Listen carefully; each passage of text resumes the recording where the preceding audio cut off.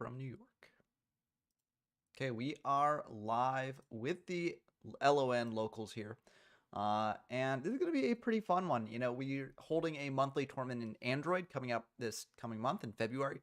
Head on over to the YGO from Zero Discord server if you do want to be a part of that. But we'll be holding that soon. And this will be a nice sort of way to whet our appetite for that, because LON format, basically Android format, it's just with the cards from LON Unlimited. So, you know, it will be like basically the same. I mean, there's like one or two decks that are slightly buffed by using the December 2002 limited list, but that's going to probably not really make a difference. I think we'll have to see how it actually goes in this locals. But anyways, we've got 9 players ready to go here. And so we're just going to get this party started, shuffle up those seeds, and away we go into the bracket. And looks like a pretty good bracket there. And that will be, unless there's like any last minute calls, but I feel like that's going to be it there. So, okay, looks like that's going to be it. So let us get this party started. We are going to be starting the tournament here, the locals. Now, we hold these locals every single week, and we always live stream them. So if you want to be a part of the next locals, which will be held in Android format to prepare for the upcoming monthly tournament, then head over to the YGO from Zero Discord server as well. They're always a blast, and it's always fun to see what people are playing, and yeah, it's a fun time. So we've got the locals set up here, and yeah, we're going to dive into some games. So it looks like Dump Truck is already hosting, ready to go. And we've also got someone hosting for Yu-Gi Kaiba format. Awesome to see that format gaining more popularity there. There's going to be more Yu-Gi Kaiba tournaments, so I've been told, coming up relatively soon. And it will be fun to see. The metagame is kind of in a controversial spot for Yu-Gi Kaiba, as Stall Mill is sort of the deck that everyone's playing and the deck that's winning all these tournaments. But, you know, we'll have to see if that remains uncontested or if people adapt to it. So, very interesting point in Yu-Gi Kaiba's metagame, but also a bit of a controversial one. Anyways, let's go into watching games. It looks like we've got our first game here that is on Soul65 versus Patrick Star. Let's see how they do. Now, for those of you out there watching, wondering what LON format is, again, as I mentioned earlier, basically Android. So, you know, not too much to keep track of in terms of new things. And so, you know, this should be some pretty fun gameplay, I think. But there are some, like, spicy decks that you can bring, and that, you know, some people are bringing to this locals. So we'll have to see how they do. So it looks like Soul is starting off here against Patrick Star. And both of these players actually featured in my latest video that I released earlier today. Had a bit of a delay in getting that out, unfortunately. But we got Forceful Sentry fired from Soul here. The hand rips are so strong in this format, especially Forceful, because Forceful deprives your opponent of a card in grave. And having cards in graveyard for this format is very important, because you've got things like Bazoo the Soul Eater, you got Skull Lair. You've got a lot of cards that really do want cards in grave for graveyard fodder. So I happen to like Forceful the best out of the hand rips in this format. It gives you hand knowledge, shuffle the card back into deck as opposed to sending it to grave. So it's very, very good in my opinion. But Soul's going to be thinking here about what exactly to send back from Patrick's hand. We don't quite know the hand layout, but yeah, I mean, we'll have to see what they send, and Soul might type out the rest of the cards in the chat potentially. Is Rewatcher 1, hello to you as well. Yeah, it's going to be a fun locals, I think. Oh, I should join the voice chat. But yeah, I like to join the voice chat to see what people are doing and, you know, talking about after their games and stuff. So yeah, we got Forceful here fired for Soul. I've been waiting. Hello. Hello, welcome to the voice chat in the stream. But yeah, It sounds like I you should gotta be welcoming buy you. this Hello. locals apparently, right? I have a buy. Yeah, Wonderful. it happens sometimes, you know. And it looks like Elf is gonna get shuffled back, and Patrick has Change of Heart, Woboku, Delinquent Duo, and Bazoo. Very interesting cards to leave there, but it means that Soul might have a Kaiku, because that does check the Bazoo. Although Kaiku into Change of Heart's kind of awkward, so maybe they also have like an Imperial Order as well to stop those power spells. Or they've got just something else entirely. I mean, we'll have to see exactly what Soul's plan here. It looks like they're going to set 4, and that could be telegraphing a very specific flip monster. But I'll wait to see what happens here before actually saying it in case either player's watching the stream. But I have a hunch as to what Soul is up to here, so we'll have to see what happens. Kind of obvious Well, if it you know depends what's going because on. you could just also do this if you've got an IO set as well, just trying to bait out the change of heart, for instance. But it is a bit of an Potentially, yes. yeah. But I don't want to say what exactly is going on here. It looks like the change of heart will get fired on that set. Now, will we see an IO, or will this be potential bait for something else? Looks like the change of heart will go through here, and let's see if that is indeed a morphing jar, because that is what Soul was kind of telegraphing there. Although it's a morphing jar, okay, it was a tomato, yeah. So that was a bluff. Trying to bluff morphing jar and going for this play, I think that makes a lot of sense and is really, really cool to do. So we'll be taking 3,000 damage here if this goes through, unfortunately. Now, one of the differences between LON format and Android format is that there are 3 copies of Magic Cylinder available, so I'm curious to see if we'll actually get to see any of those Magic Cylinders see play in the matches we show on stream. But it looks like Soul will indeed just take that 3K, and Patrick Star is going to set the rest of their hand pass back to Soul. So it looks like Soul was probably playing around the duo just by making this play, and also at the same time bluffing Morphing Jar. So it was kind of a clever thing for Soul to do there, I think. Cylinder is a bit of a balancing card in this format in particular. It's a defensive card that helps ease off the pressure, so to speak. Yeah, a lot of people aren't really playing Cylinder though, so or at least, I mean, this format is very underexplored. Like, no one really ever plays it because they just play Android instead.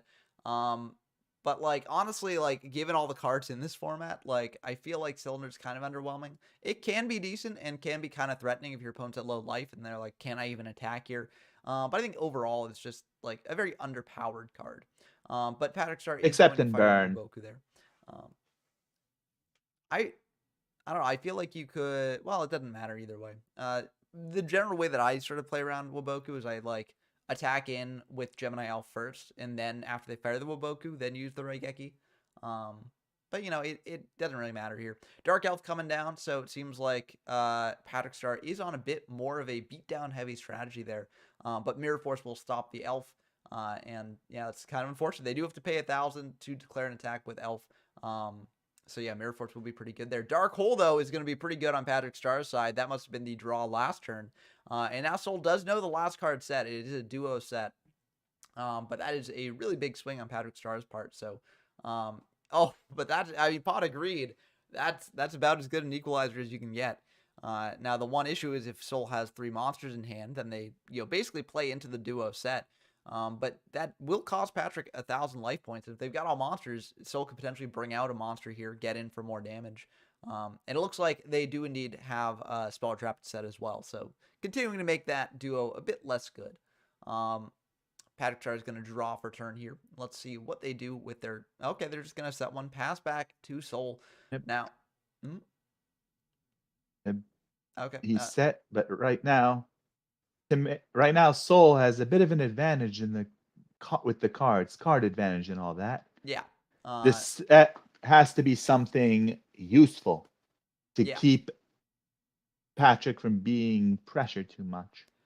Yeah, and Soul's going to attack in with Witch, which I think is the right ordering to do here, because if you think about the cards that people are setting in this format, there isn't really, like, no one's really playing Mass Sorcerer anymore. So, there isn't really too much risk to attacking in with Witch. There's no Don Zalui out yet, so, no risk to attacking in that regard as well.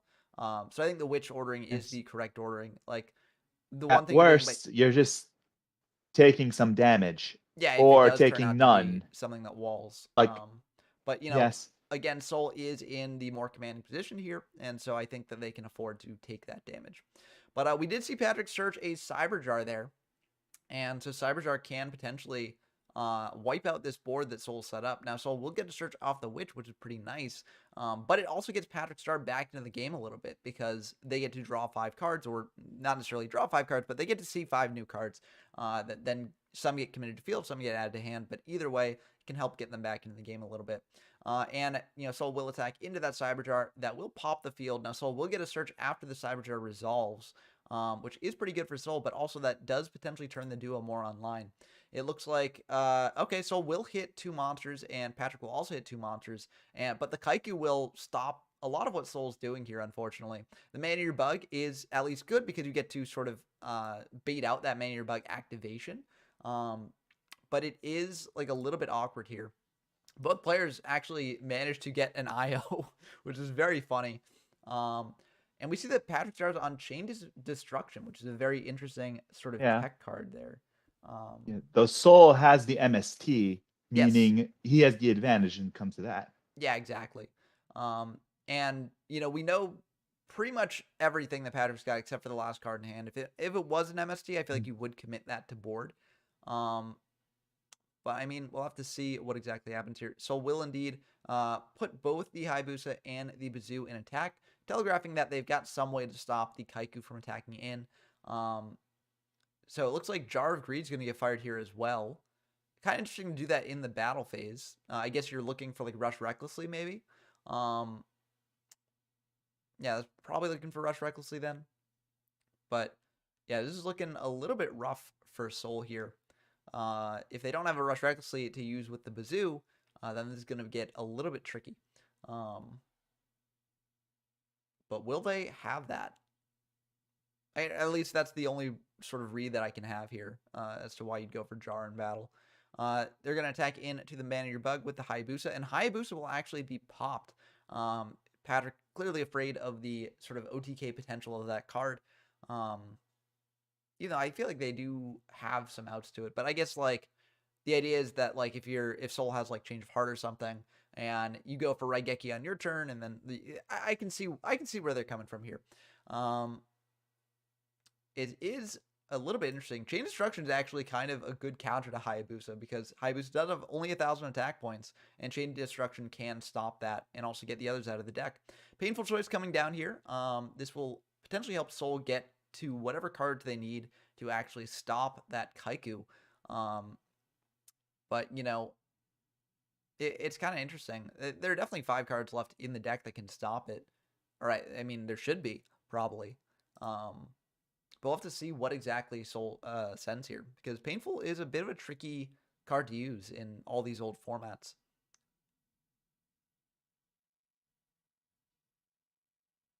Looks like there's some lag in DB. DB lag has been getting a little bit worse lately. Let me know down in the comments like if you agree. Also, let me just check to make sure. Okay, there's only been 1 comment so far.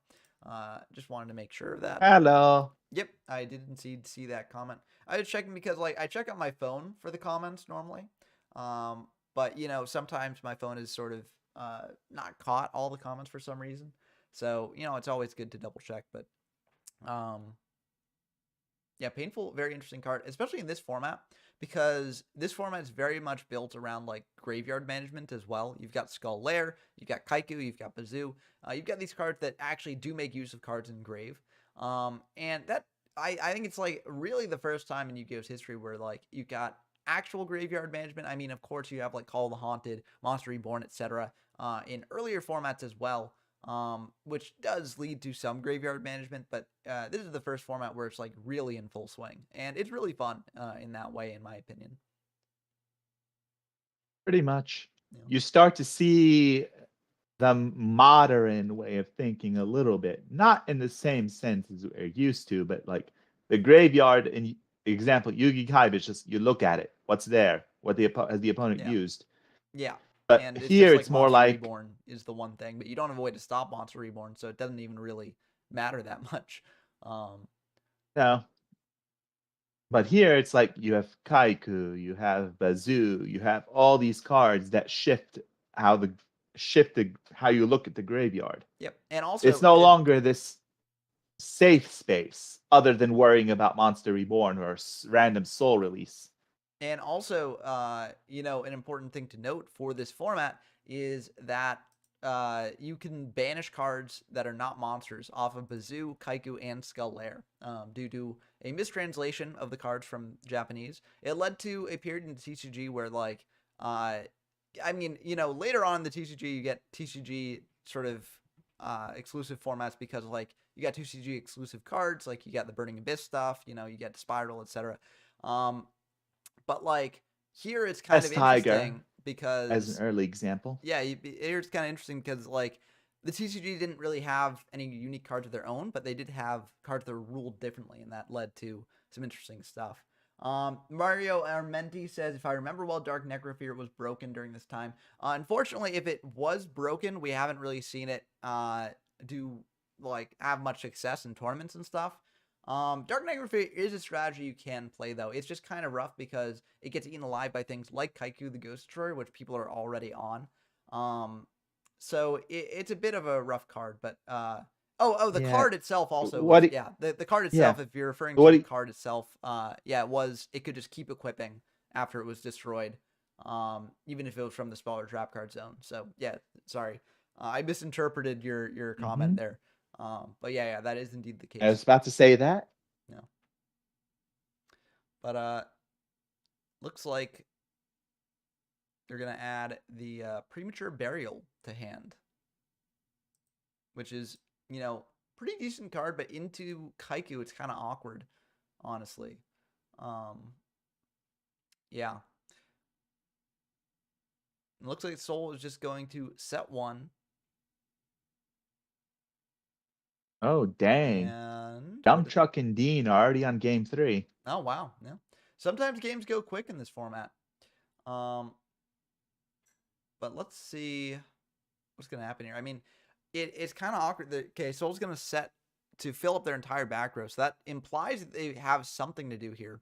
They're going to go for the MST in standby just to pop the duo so they don't have to use the IO on the duo. But I don't know. I feel like it's a little bit awkward. You could just use the IO on the duo and then save your MST for your opponent's IO. So that way you can actually do your own spells. But maybe they've got another MST. Or maybe they're just not really afraid of the IO. Kind of tough to say. Mario Armenti says, yeah, Necrofear was like the chaos during that time for me. Yeah, like that effect to just keep equipping is very, very cool. Unfortunately, as I said, Kaiku is really rough for the deck. And so, it doesn't really do the best in these old formats, but it is definitely a strategy you can play as like a rogue or maybe even tier 2 option. Snatch Shield coming down on the Bazoo, and Souls to think, like, do I fire the IO now? And it looks like they will indeed fire the IO now. Now that Snatch Shield will stay on field, equipped to the Bazoo. So it won't go to grave because its equipped target is on field. So we'll just stay on field. And that's one of the powerful things about using Snatch Shield to bait out an IO, is that it will stick around, and your opponent has to constantly be like, okay, if I let this IO go, then the monster will go back to my opponent's side of the field. So it's a little bit awkward. It does not go to grave, no. But Soul should know that ruling, so it should be fine. Because I'm pretty sure it's come up in games that I've played with Soul or I've seen Soul play, so yeah, it should just stick on field. Yep, that is indeed correct. Mario Armenti says, one card doesn't stop a whole deck, though. Current GOAT format would say that, too, with Chaos Turbo being top tier. So one card doesn't necessarily stop the deck, but the issue is that, like, Kaiku is very accessible, and people do play it at, like, 3 copies. So it's, like, it's more than just, like, one card. It's having it so available. But, that being And said, so like, powerful, too. yeah, it's very powerful. If your opponent gets in one attack with Kaiku, your game plan is really hurt, because then you potentially lose 2 Fiends from Grave, and you need 3 Fiends total, and there aren't too many, like, really good Fiends in this format. I mean, there's Sangan, there's Giant Germs, things like that. But Earthbound like, Spirit, technically. But that's yeah, but I a said good 2K Fiends. wall that's... Like, yeah. I said technically. Yeah, it's yeah. a 2K wall, but it's a 2K wall that came just a format too late. Yeah, well, it is technically a Fiend. I have seen people play it. I've also seen people play Karibo in a Necrofear deck as well. Wall of But Illusion. yeah, Wall of Illusion I haven't really seen many people play because that card is just, like, really not good in this format. But, like, Mario Armenti says, wouldn't that same logic apply to GOAT format, which is even more reliant on Chaos monsters? GOAT also has more interaction to deal with the Kaiku. In this format, the only really trap cards that can stop a Kaiku are Trap Hole, Mirror Force, and TT. And, there are ways around those as well. Like, there's Harpies, or no Harpies yet, but there are 2 Heavy Storms. People play the full 3 MSTs, etc. So Kaiku is a bit harder to deal with. Like for instance, in a Chaos Turbo deck and Goat, a lot of Chaos Turbo decks, they play things like Raigeki Break to pitch like Thunder Dragons, active spot removal, etc. There's nothing Phoenix quite like Wing, that Wind in Blast, this format. etc. Um, so Not yet, anyway. well, that's why I said in this format. Yeah, it's Because probably this format's biggest hurdle, so to speak. well, It's something that's been, when talking about this format, something that has been seen. The lack of defense has yeah, I mean that's why it outs is. in the back row. That's why it's such an aggressive format. And having that lack of spot removal, honestly, the only real spot removal in this format that people play is Skull Lair, and Kaiku prevents Skull Lair from actually being used. So, And Fissure, but well, yeah, but Fissure's not Fissure really being is played at multiple situational. copies. Also, Fissure's situational. Yeah. If your opponent has a Kaiku and like a Tomato, then you can't clear the Kaiku with that. So, and also there are ways to clear your opponent's stuff more easily, like Raigeki and Dark Hole or Change of Heart, etc. And you could say that could clear Kaiku as well in the case of like Dark Hole or Raigeki. But if your opponent has like a lone Kaiku up, and do you really want to like Dark Hole or Raigeki that? And it's like there are a lot of things that make it a bit different from Goat. So, not to say that the deck is like absolutely terrible. It definitely can win games. Like I showed it off for Android format, and it was not bad. It's just like it doesn't really quite do enough to actually be worth playing as a whole. So, In Android, it has a niche, but in this format, there's just some decks, because of certain cards that are available, are just tougher. I mean, I don't really even think that it's a difference between this format and Android format. I think that the problems facing the deck are pretty much the same in both formats. Yeah, I mean, the I'm only just saying real there are stronger decks too in I this mean, there's format. there's Cylinder Burn, sure. Hayabusa has access to 3 Mage Power, as well. But I don't Yeah, know. because It's it's okay. more They likely to didn't have the other lose MST before it there. gets Um, going. yeah, I mean it. Like the thing is that the deck actually has a decent matchup against Hayabusa OTK, because like its germs can swarm the field and stop big damage pushes. Um, but like it's just like the problems facing the deck aren't necessarily format specific to LON or Android. It's just generally uh, Yeah. the deck struggles against this sort of thing. Mario Medi said, yeah, Kaiku wasn't that popular back then since Gemini, Goblin Attack, Force and Spear Dragon run over it, but your approach is good to counter other threats like Necrofear. Yeah, and that's part of the thing with like modern reevaluation of these formats as people go back and they see, using what they've learned from things like the modern reconstruction of Goat and like other later deck building principles. People find things that they it's 2,000 or less attack. Okay, yep, that will indeed destroy any other tomatoes left in deck, but all the tomatoes are gone. So not sure why they did that. But yeah, Chain Destruction is a card that is probably not really worth playing. Unless like as a side deck tech against like very specific decks, but realistically it probably doesn't make the cut a lot of the time. But Well, looks like an testing active with spare card. Patrick. Yeah, well, testing with Patrick, Chain Destruction and Cold Wave managed to 2-0 me for one of the matches. Well, what were you playing? Basically, I was playing Ratbox. I would. Yeah, I basically got looped with multiple Cold Waves, and I couldn't set any more spells or traps or do anything. Then I just lost. But I ended up winning the next 2 matches.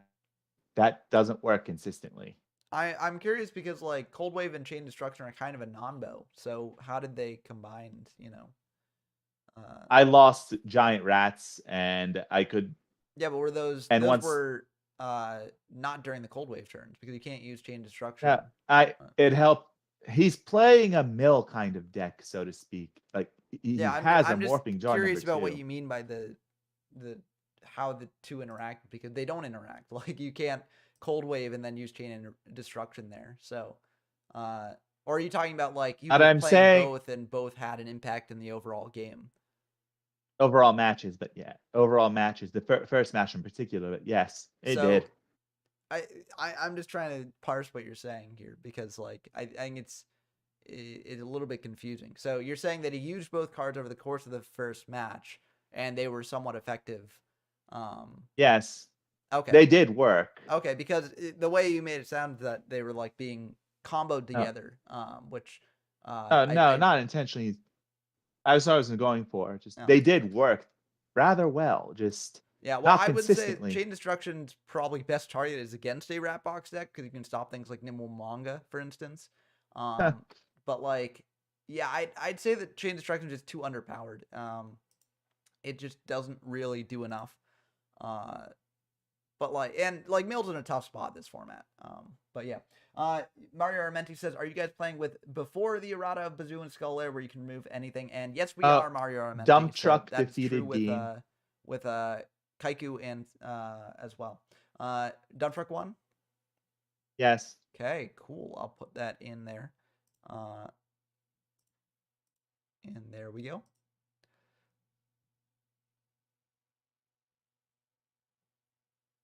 But yeah, this is a very, very close game overall. 2,500 to 2,300. You know, Patrick Star is down on cards, and things like Soul Release do not quite help that. But you know, like honestly, I don't really even know why you necessarily play Soul Release in this sort of deck, because I mean, I guess you're depriving your opponent of like Skull Lair or like Resources. yeah, but it's like It's if you're playing this style of basically deck, it's like not even really worth it. I mean, you just use Kaikus to basically do what Soul Release does.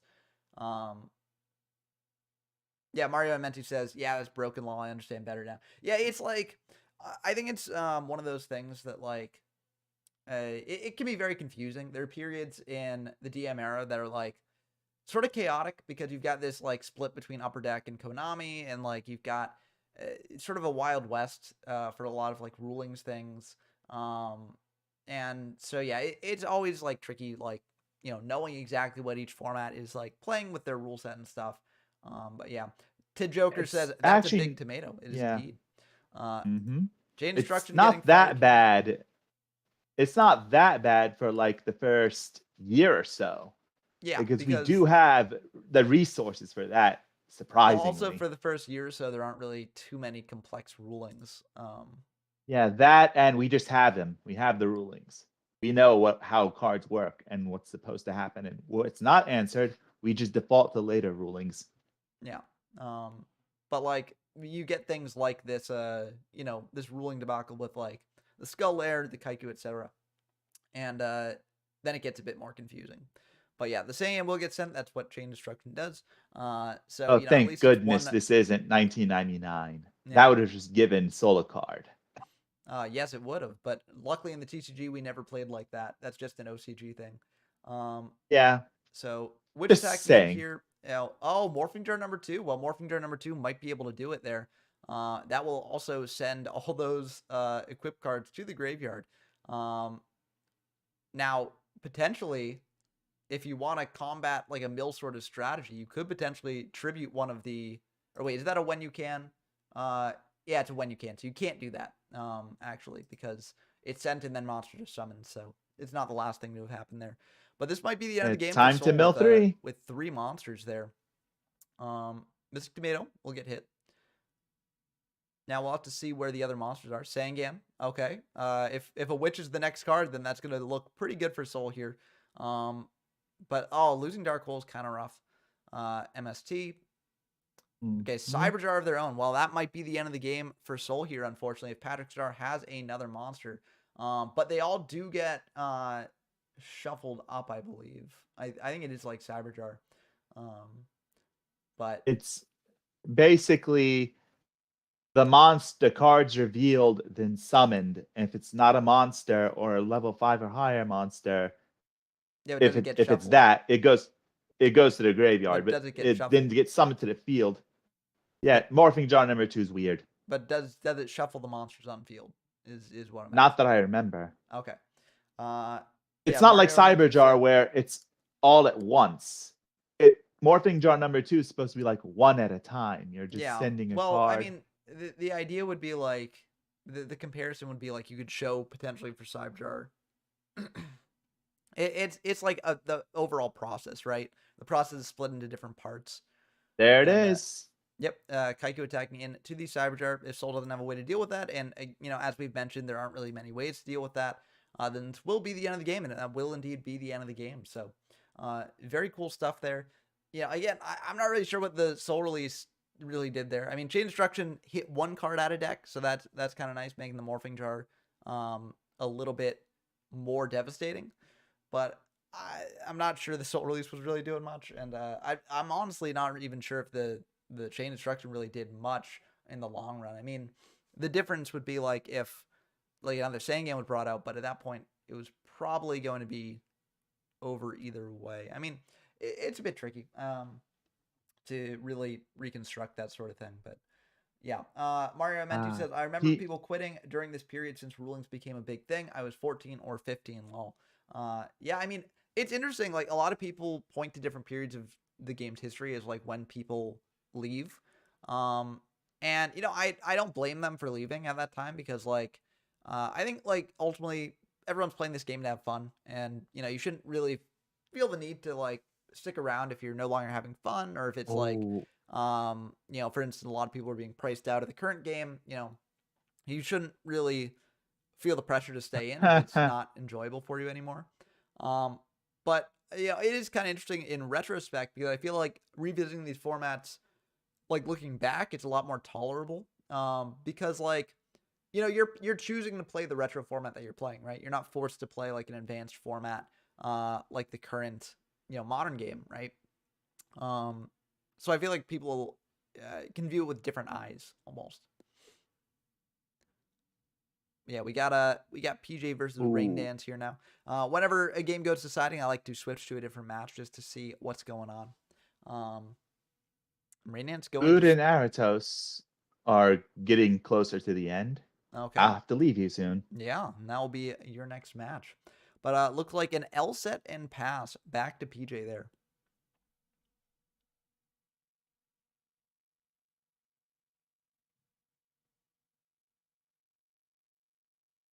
PJ's thinking. Apparently there was a big think on the siding, so that makes me curious as to what each of these players are playing here. Um, Kind of interesting. Maybe Rain Dance is also on a bit of a jar focused deck because we did see the L set and pass there.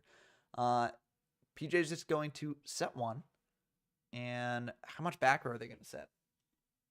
That's the question.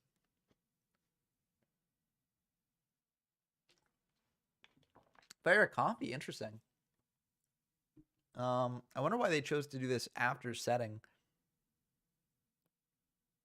I feel like you generally want to know what people are working with before going with coffee, but I think it's ultimately fine, depending on what the set is. They're going to hit a Gemini Alpha out of the hand, and they're going to set one. Will they set another? They'll set another, and they'll pass back to Rain Dance.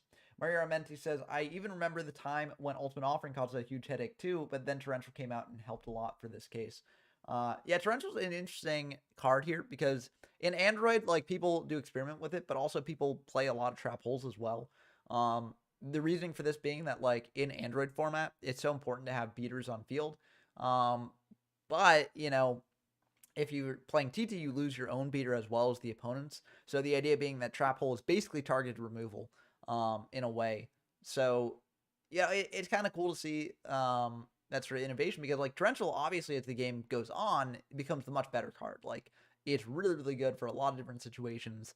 But in Android specifically, and by extension LON, to a degree, trap hole just seems to be a little bit better. So interesting. United we stand. So it looks like PJ is on a bit more of a Hayabusa OTK strategy, likely.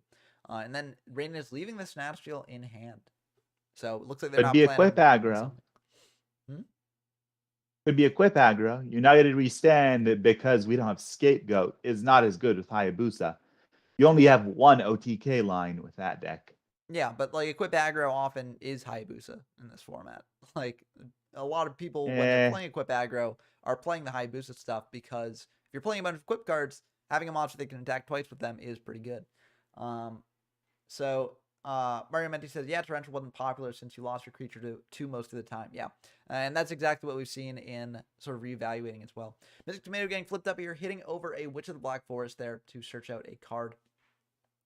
Yeah. In this format, we have 2 Sangan instead of just 1. Yep. So more TT is more likely to benefit you in comparison to like Android, where it's just 1/1. Well, it's also But more even likely to so, benefit your opponent by that same token. Like, yeah, it. yes, it's a risk.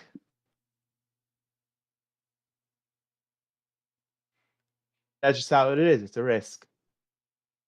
But sometimes it's fine to be risky. Yeah. But I mean, that's the sort of way of experimenting, you know. Like, and that's part of the fun of these old formats is to like experiment with them in new ways. Jar of Greed coming down here. Jar of Greed also a card that's seen a lot of experimentation in retrospect, and it's a very, very good card in LON and Android because, like, Very basically the idea useful. is you get a card in grave, you draw a card as well. So you're digging deeper into your deck, but you're also getting fodder for things like Skull Lair, like Bazoo. So it's a really good card. It can bait out spell and trap removal like Heavy Storm or MST as well. So just really, really good card here. Spiritualism getting fired. Very interesting spell card there. In case you haven't seen it, says return 1 spell or trap card your opponent controls to the hand. This card's activation effect cannot be negated. So in a way, this is kind of like MST dodging like IO, kind of, but like it's a little bit weird. I'm not the biggest spiritualism fan because I feel like it basically does what MST does, but like worse. And there aren't really too many cases where you're like really gonna care all too much about Ooh. like your opponent responding to that, because like if they've got like IO for instance, right, and you're trying to make a powerful spell push, right, you just hold the MST in hand. Karibo coming down here, that's a very interesting tech card for the Kaiku. This will indeed prevent the Kaiku from banishing. It also stops big OTK pushes as well. So very cool stuff there. But yeah, basically, I'm not the hugest fan of spiritualism. I went on like a mini rant about it in the guide for this format, or for Android format, that is. And I basically explained that like there are very few cases where it will actually, come up and be good for you over like MST. But as like a 4th MST, I guess it's like fine. Although I'd still probably prefer Dust Tornado. But I guess this is more proactive than Dust Tornado, so that's something as well. Reborn coming down Okay. here. I'm sorry to interrupt you, but the Aratos Rago Drago match is over with Rago Drago winning. Okay, good luck. So now I have to leave you for the time being. Yep, good luck. Thank you, and don't be lonely. See I you will all not. later. Okay, Gemini Elf coming down here off the Reborn to potentially hit over the Kaiku. You can also potentially hit into the Tomato and get your own monster out, which is very funny. But I feel like here it's just better to hit into the Kaiku. PJ can't really convert the Tomato into much on their own. And this way you deal with the monster that is, the most threatening, I think. So, yeah, Rain Dance is hitting over the Kaiku there. Now they'll be able to gain another 1,000 next turn with Mr. Tomato if PJ doesn't have something like Jinzo or something. And it's looking pretty good for them. They are going to set 1. Will they Never set 1? mind. 5 more minutes of me at least. Oh, is that not okay. I thought Yes. for a second it was the game was not quite over, but nope. And No. PJ's in a bit of a tricky spot here. And they gotta have Jinzo basically, or else they're in a really tough spot. But it looks like Gemini Alpha is also going to be okay. So that can hit in to their opponent's Gemini Elf Crash and then get in for 1,400. But unfortunately, it's not really doing much damage because Rain Dance will be able to gain 1,000 back off the Tomato. If they do have another monster to get over the Tomato, then they'll get a lot of value that way as well. So still a very awkward spot for PJ, unfortunately. But, Rain Dance might not have many monsters to capitalize on this. So we'll have to see exactly what happens here. And it looks like PJ is going to pass back to Rain Dance. Let's see what Rain Dance does. But if I was All PJ, right, I'd be I very wasn't scared looking. here. So did PJ steal Rain Dance's tomato? Well, there is a Snatch Deal on field active, and there's only one Yeah. monster on field. So, I mean, yes. That was more an incredulous question because now he's about to be punished for it. Yeah, but it made sense the turn that he did it because he was trying to get in for a lot of damage and like go for a potential OTK push. It looked like, but that was stopped by the Karibo. Mm-hmm. I think that like I think that from PJ's perspective, it made some sense based on what they had, but it just backfired on them drastically, and sometimes that happens. Yeah, And now Rainant will be able to it bring out does. another monster attack in for even more damage here. Bring out a witch makes sense. And yeah, this is going to be pretty rough for PJ to get out of. Because even if they like bring out a Gemini Elf to hit over the Kaiku, that witch will be able to search out like a Bazoo potentially. And Radiance has got plenty of fodder engraved for that. So yeah, kind of rough. Rough situation for sure. And it looks like PJ's going to set one pass. And sometimes it's just what you got to do. Now let's see what Rain Dance does here.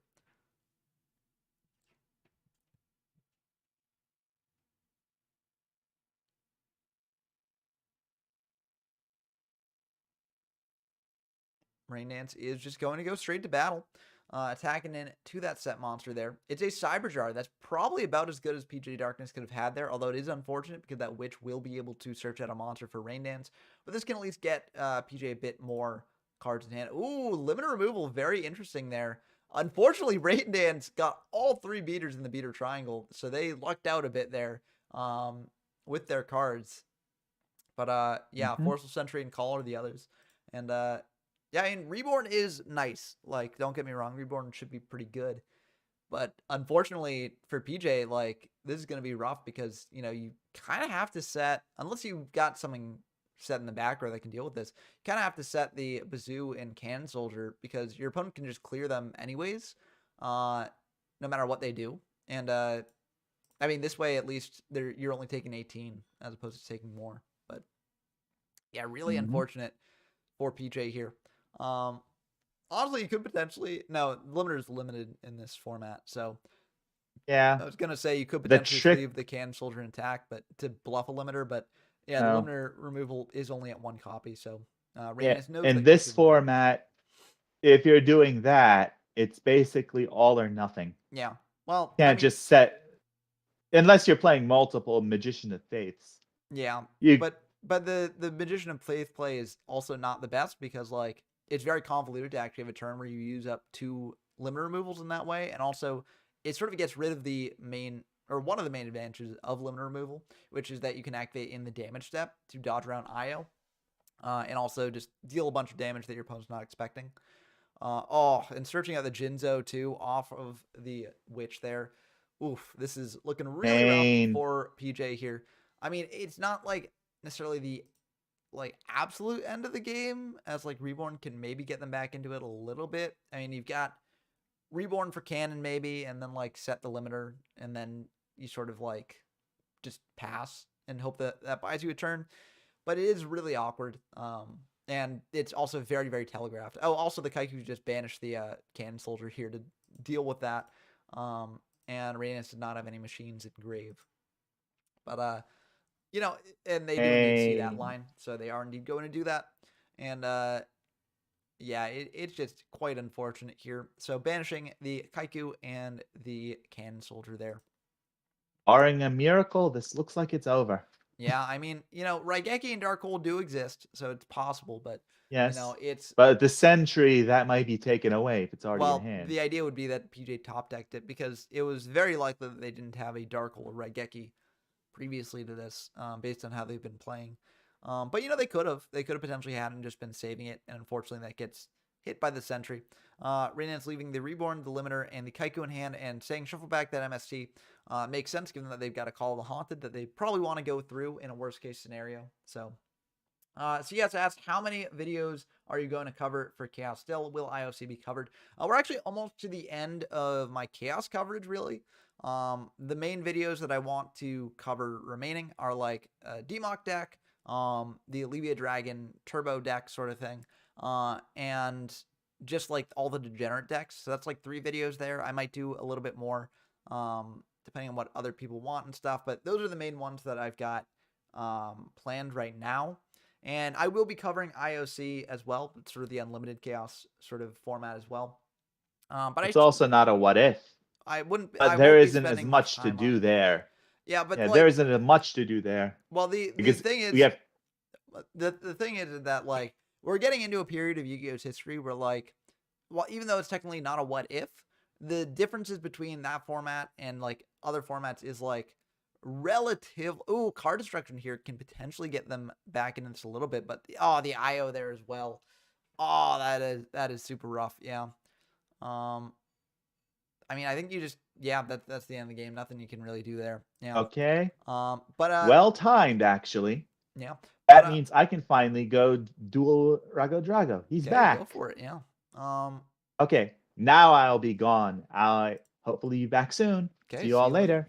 later. Oh, So that was Ghost's win, and what an intense game by the end there. But yeah. So as I was saying for IOC, um, for the IOC format, like I'm gonna be featuring a couple videos on it, just like I have for the other sort of unlimited formats. But we're getting to a period in Yu-Gi-Oh's history where like a lot of the sort of changes from set to set or list to list are, you know, they're kind of like very minor, right? So you bring up like Soul the Duelist and Rising Destiny and stuff, and those are probably also not going to get many videos featuring them because like they don't really change much, right? Like, Soul the Duelist introduces like Mobius, right? And I think maybe the Mystic Soldier level 2, I think maybe it's Soul in the Duelist. That might be Rising Destiny though. Rising Destiny introduces actually I think that is Rising Destiny, but Rising Destiny introduces like Thestalos.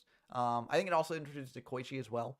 So there are like differences that do come up, but the differences are largely very minor. I will be exploring them, sure, but like there really isn't as much to cover for those formats as there have been for previous ones. So um, from in between Chaos to like Goat, I honestly there probably won't be as many videos as like I have in the past for previous formats. Just because there just like isn't as much to cover, honestly. So yeah. Okay, it looks like no other games have been decided here. Yeah, and these are the only two games up. So yeah. So that's basically my. Actually, let's dive into the Soul versus Patrick game because that's like, uh, that should be almost done, right? Or it's not almost done at all. Yeah, I will be. So yes, I will be featuring like Horus, right? Like I'll be featuring like the sort of more jank strategies that do come up in those sets. Don't get me wrong. Um, but like compared to something like what I'm doing for Chaos format, right, where there's so many big changes that happen, and so I want to cover like a ton of stuff. Um, for like Horus, I'd cover Horus, right? But like for the general good stuff deck, I'd probably show off like what a good stuff match looks like, with the decoy she's added, things like that.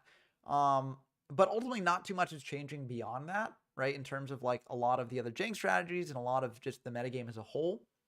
So, it would be like a couple videos, right? But it's not going to be like, a month's worth of videos probably, right?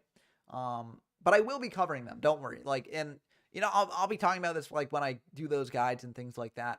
But it's just like there's just a lot less to talk about. Like for instance, the sets are like only 60 cards versus 100 as well, or over 100. And that changes things as well. So, it's like I still will be like doing the same sort of philosophy that I've been doing for the channel, where I like cover everything, but like it's just there's less to cover. So it's gonna have less videos and maybe not even a monthly tournament because there are only so many months in a year, and so it'll be a bit rough. So yes, there's a lot of after IOC cards are really less powerful than compared to post IOC, to be honest with you. And yeah, like that's why it's not really going to get as much coverage, because like if there were things that were like drastically changing, then that'd be something to talk about. But like realistically, not much is really changing, and like I'll have jank decks to cover, sure, like that'll be fun, and I will like just sort of peek in on like what the best decks in the format are doing. But like realistically beyond that, like that's maybe like 5 videos max, and so I'm not really gonna spend too much time on it. But yeah, PGR Dragon says Ghost and I had a pretty intense game. Yeah, we caught the end of that. It looked really really cool. Very very cool stuff from both of you. And like that's just like I don't know. When I think of Yu-Gi-Oh from this time, like the best games in Android format and stuff I have, like they're games like that. So says, yeah, we're getting closer and closer to GX, and I'm really excited for that.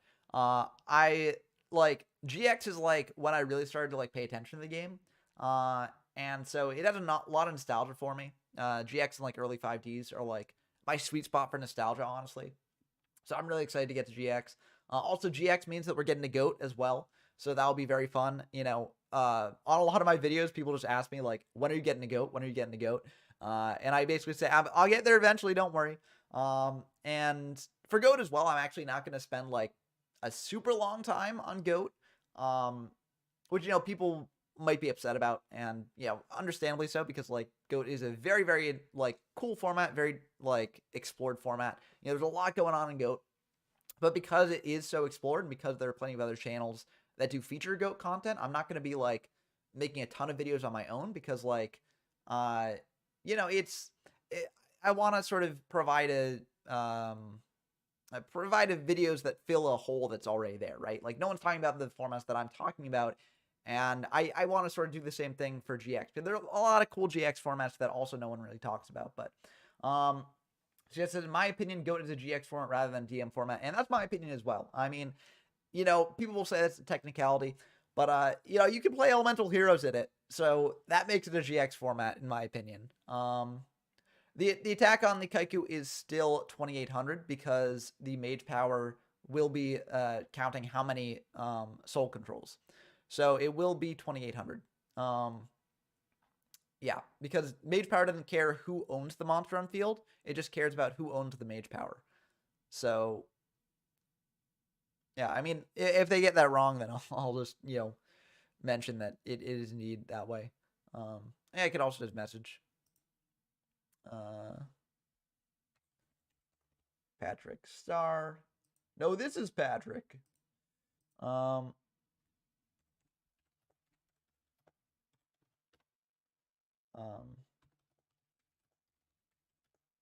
Counts the spell traps, the owner of Mage Power controls. Yeah, it's still 2,800. That is sort of a confusing ruling with like Megamorph and, you know, Mage Power, things like that. Things that count how many things like you control if a monster's then taken, you know, what happens there. But that is indeed, oh, that's really clever. Firing Jar of Greed on attack deck to lower the attack of the Kaiku is really, really neat. I like that. I like that interaction a lot. Soul's still going to be in a pretty tough spot because that Kaiku will still have 2,300. So, you know, they still will take 400. Patrick will be able to banish 2 cards from their grave, but they'll be gaining back 1,000 off the Snatch Steal next turn. And if they've got like an MST to deal with the Snatch Steal, then they're going to be in a pretty good spot here.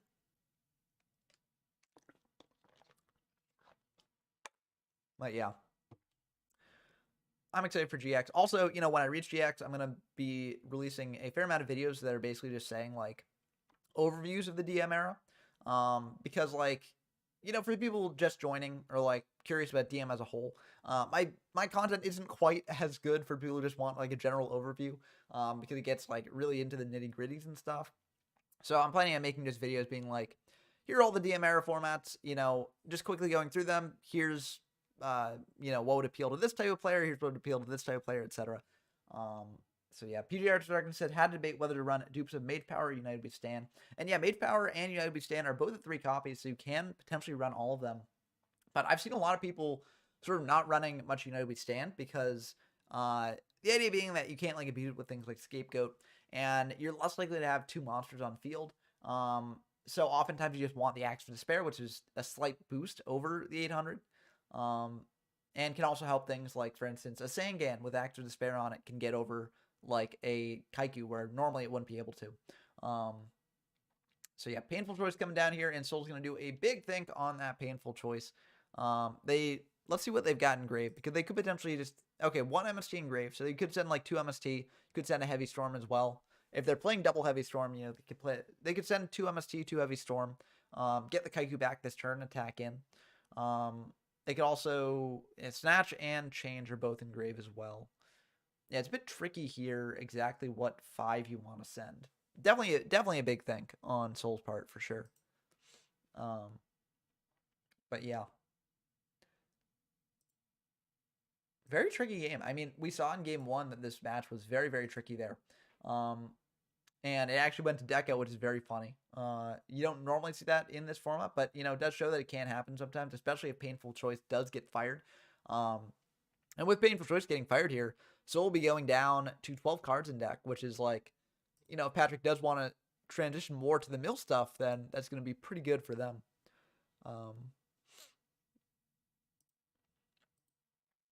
But yeah, it's going to be a tough Painful. Let's dive into the other game while they're thinking of that, because like, yeah, this could take a bit. Okay, it looks like they were about to send for the Painful, so actually let's dive into that. Sorry for jumping down around a little bit. I want to make sure there's always constant action going on. There it is. So let's see what they send. They're going to send double MST, Pot, and Mirror Force, and Imperial Order. Very interesting sends. I think it makes a lot of sense to do this. You probably give them, I don't know, maybe Mirror Force? I don't know. It's kind of tricky. So yes, an off topic. I like the art style of many cards in Warrior. You can actively see an artistic change in the cards. Yeah, I think like one of the cool things, like this channel is largely just focused on like how the game changes mechanically over time. But I do think it like seeing the art change over time is also really cool.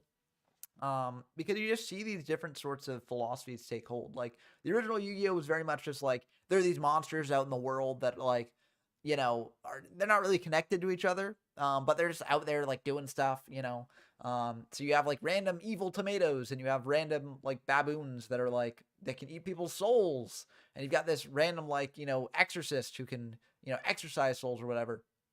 Yeah, it's like it's cool to see it change to like more unified ideas for each strategy, and more unified art styles in that way. I think it's just like really cool to see that shift. Oh, and they're buffing up. Soul's buffing up that Kaiku. That Kaiku's at 3,300 attack, but they've got the Mirror Force set, so realistically it won't really do much there. And they double set so that way Patrick can't just like MST the set they know is Mirror Force or suspect is Mirror Force. So, yeah, I think that was a good move from Soul. If Heavy gets fired here, then Soul gets back to Kaiku, and they don't really care about that. But Patrick's just going to hit into the set. Now, Soul could potentially fire Mirror Force here, or they could just leave it be, right? Because the idea is that, like, if you leave it be, you save Mirror Force for later. You also gain the 1,000 off the Snatch Steal there. So, I feel like, honestly, there's, like, a very good argument to just not Mirror Forcing here. PG Arts of Darkness says, fusing a witch and a maiden makes a rock star. Yeah, Musician King. Yeah, the fusions way back when are, like, some of them make sense, right? Like, Twin-Headed Thunder Dragon, that makes sense to me, right? But like when you start digging deeper into a lot of other fusion monsters, like how exactly do these two combine to make this thing? Like, and it's just very neat to see. Like, Roaring Ocean Snake, I think is like Ancient Lamp plus like Hyosube, I think, and the non-ancient lamp fusion like makes sense because it's like a water creature. But like Ancient Lamp, like how does that make a Roaring Ocean Snake? Like I don't get it. Like, is it like the Ancient Lamp had a genie inside it that then granted the wish of the ocean creature to become a Roaring Ocean Snake? Who knows? I feel like it would be cool to see like, almost fan fiction about like what what people actually came up with there. Oh, Magician of Faith set. I don't like the play that Soul made. I feel like you let the Kaiku attack into the Faith, you get back MST, you MST the Snatch, and then you're like, you've got Kaiku back, right? Like, ooh, I guess you can flip up. I just don't like that play. I don't know. That, yeah, I don't like that play at all. I think you just save the Mirror Force as well for later. But, I mean, we don't know what Soul's got set as well, so, like, who knows exactly what's going on there, but yeah, I feel like that was a major misplay. And now they can't get aggressive here. And they're in a tough spot because they've only got 11 cards in deck. We know that Patrick Star plays things like Morphing Jar number 2, for instance, right? Yeah, I'm not a fan of that play. But hey, we'll see what happens from here. and what Patrick does. I mean, Patrick might have a Morphing Dart number 2 set there, and they're debating, like, do I flip this up and potentially mill some cards of my own? But, like, potentially also mill out Soul a little bit. Like, what do I do here exactly? Because that set could be another, like, Magician of Faith as well. Like, Soul's only used up one Magician of Faith so far, so could very easily be Magician of Faith. And if it is Magician of Faith, you don't want Soul to get that back necessarily. So, definitely some debate to be had here if that is a Morphing Jar number 2. But it's a Cyber Jar. Okay, so that's pretty good for Patrick here. Popping the board and also getting priority on using whatever, they get back. Soul does lose a Sand Game, but honestly, they're getting low enough in deck where, like, that might be an unfortunate thing to lose that Sand Game there. Yeah, looks like a Dark Elf and a Kaiku's coming down here. Soul has Morphing Jar there. You kind of have to set it because you don't have the life points to spare. But yeah, that's the end of the game. Yeah, if they had saved the Mirror Force, that would have... yeah, I don't know. I think you just... I think that they... it might not have mattered because the Cyber Jar would have been in Patrick's hand either way. But I think no matter what, like, you save the Mirror Force for a case like this, just in case. But I don't know. But very, very interesting game here for sure. And Patrick Star will be moving on to face Ghost of 41st Past in the next one. So very, very cool to see. Sort of an innovative deck take that game. But yeah, let's dive in to the next match here. And we've got Ragged Raga versus History of YG01. Let's see how it's going. It looks like it's tied 1-1 here. History of YG01 going first in the third game, firing a Forceful Sentry, shuffling back something, and leaving Jar Greed, Dust Tornado, Snatch Steal, and Duo there.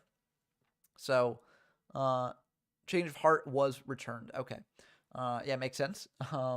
And this is kind of rough for Ragged Raga because you want to have, like, monsters to do stuff with, but yeah, so if Change of Heart was returned here, could be telegraphing that, like, that's a Magician of Faith set, for instance. But IO as well, that is brutal. Yeah, Dust Tornado will be able to deal with that IO potentially, but yeah, that is just rough. Setting 3, passing back to History of YG01 now.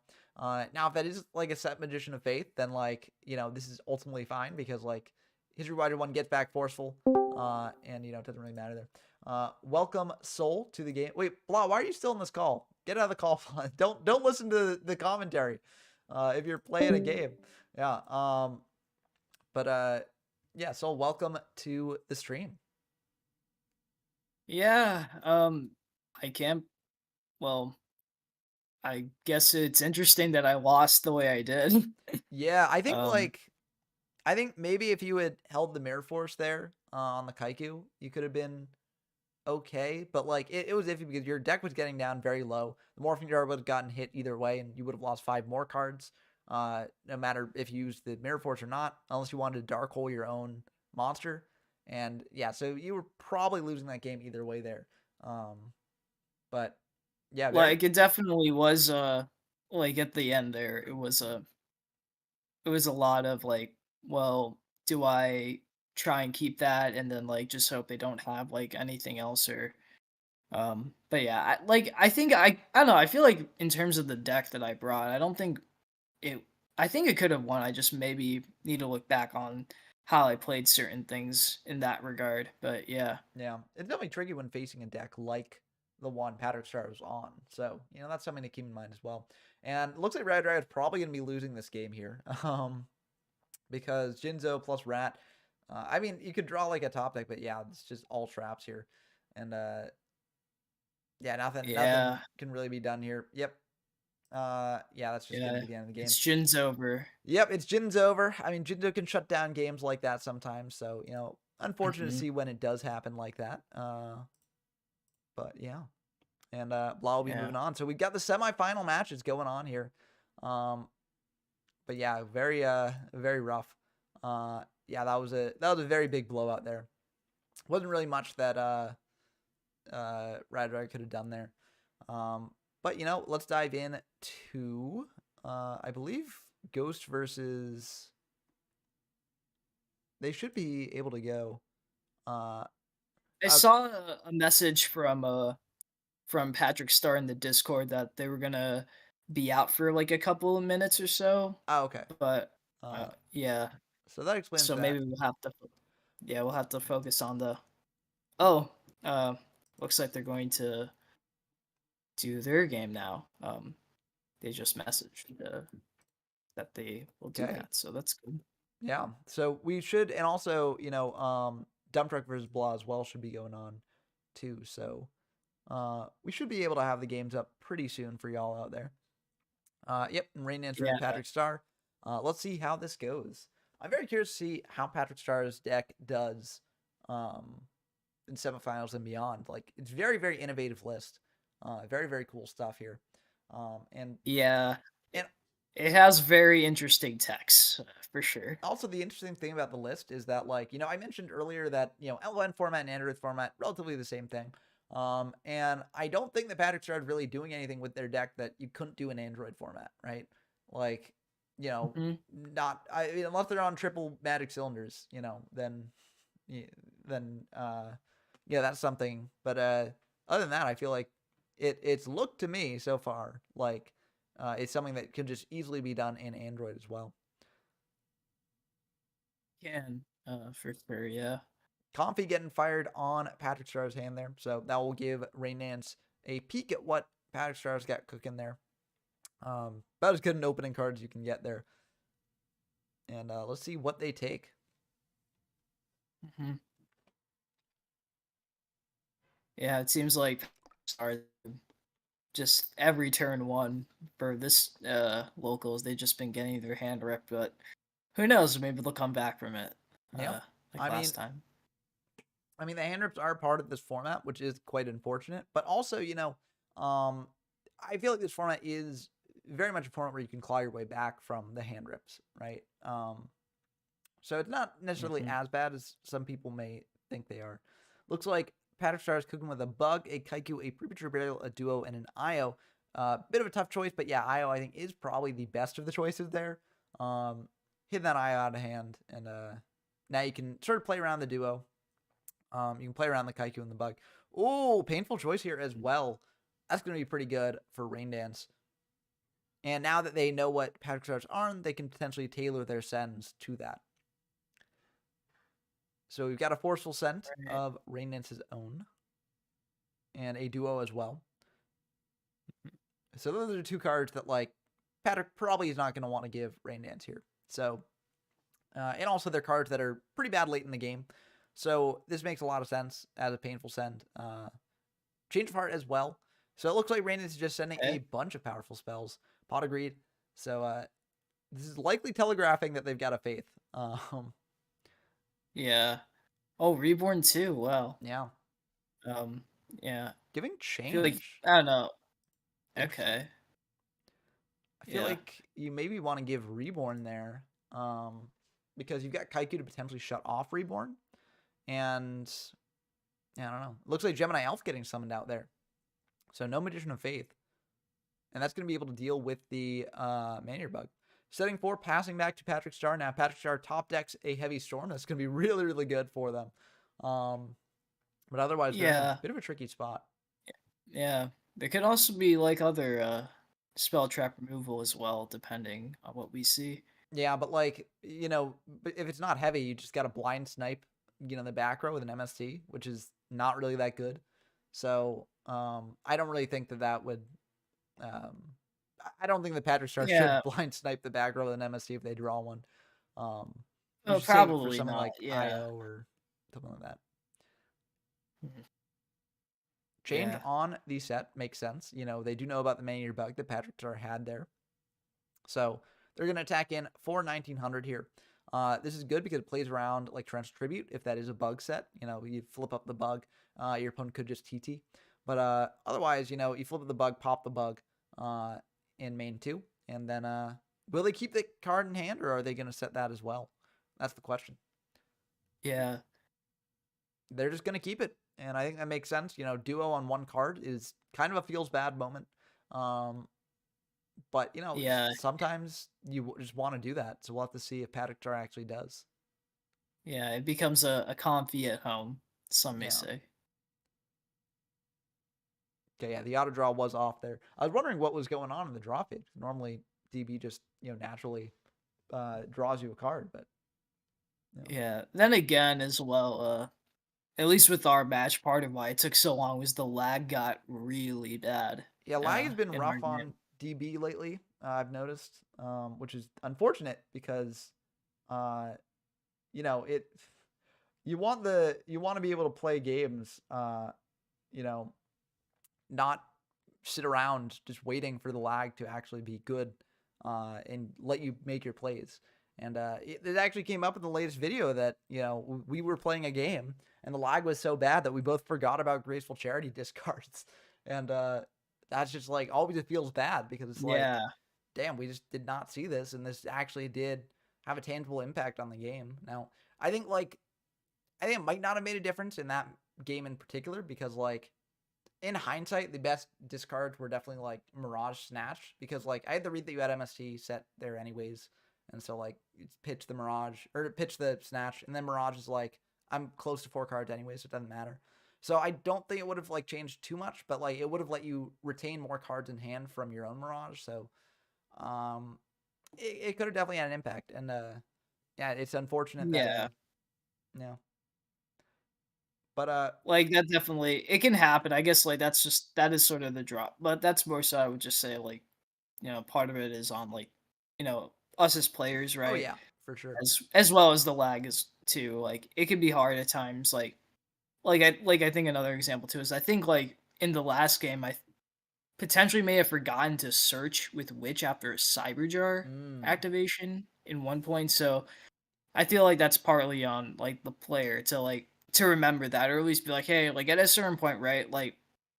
yeah. Like I Well, know like sometimes I like when at a certain points when I remember I'm like, oh, I probably should if it's okay if I search with Witch because it is like a mandatory thing, but it can be a bit, well, it's obviously you don't really want that to happen, if it makes you feel better, the search that you forgot off the cyber jar in that game too, was basically when you admitted defeat. So it did not matter there, because the morphing jar would I have ended the game.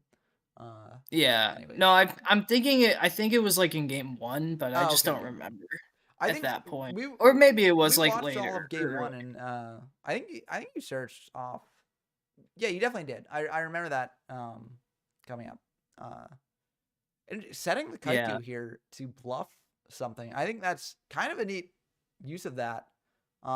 Because like, And that was the card I was thinking of was like maybe they would do that. I don't know about in that situation when they set 4. hmm, But uh yeah, yeah, I mean, that was sort of the thought I had in mind. yeah, cold wave would be something, but like ultimately, it's not even. I mean, I don't know. You shut off the change, and then like you have the Gemini Elf eat the bug, right? But like then you have change for later, so it's like, I don't know if it really changes like too much, um, but yeah, that was a very quick game one there. Yeah, and Cold Wave, as we saw there, Yeah. like in a situation where you're like really behind, Cold Wave is not good, unfortunately, and so it's to me, I feel like Cold Wave is kind of a win more card, um, where a lot of the time you can just be playing something else that would probably do a little bit more for you than Cold Wave.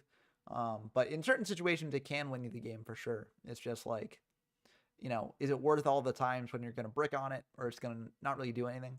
Um, that's the question. But definitely an Yeah, I interesting guess card. to me if I feel like it starts to become a little bit better a little bit later, especially once in Yada, I think in particular because you get access to Gravekeeper's Spy, Mhm. and to me that allows you to like you can set the spy and you don't care about knock, and then whatever they set, basically like the sort of the 3 card combo is Spy, Cold Wave, and like Hades, right? Yeah. Because you don't necessarily have like a monarch to tribute, Hades then is able to shut down everything, and that can be very tough for your opponent, and especially if they're um put behind by Cold Wave in that instance. But um it's a little bit trickier. Yeah, I do think that even in Yada though, it's kind of a win more card, right? Like it's still like you need to have those 3 cards in hand. If you don't have a combo like that, it's just kind of low impact in a lot of situations. So just going for a dark hole off the bat. Wow, that's a big play, but it hit a Cyberjar, so maybe the right That's play. interesting. Bring out Kaiku as well just to hit in, banish that Cyberjar from grave. Very aggressive play, but like honestly, knowing what Patrick Star is on, not necessarily the worst play. Mirror Force here will deal with that Kaiku. Yeah. But Yeah, I guess like there's a very like real chance that like they're playing like potentially like maybe all the jars. Yeah. But we'll see. Yeah, I mean, we saw in game 1 that they were playing, or not game 1. We saw in the game against you that they were playing like Morphing Jar number 2. So, definitely a lot of Yeah. jars in attendance so far in the stream. But Witch coming down, setting 1, passing. This is a very, very good spot for Patrick Star to be in, as that Witch is going to get them a search later as well. Yeah. And and as well, a lot of these like earlier power cards are out of the way too, so which will be a little bit more impactful, I would say. But Yeah. yeah. But I mean, Rain Dance is probably good that they got the Witch done before, or the Dark Hole done before the Witch came down. Yeah. Definitely there's some mind games to be played there. Oh yeah.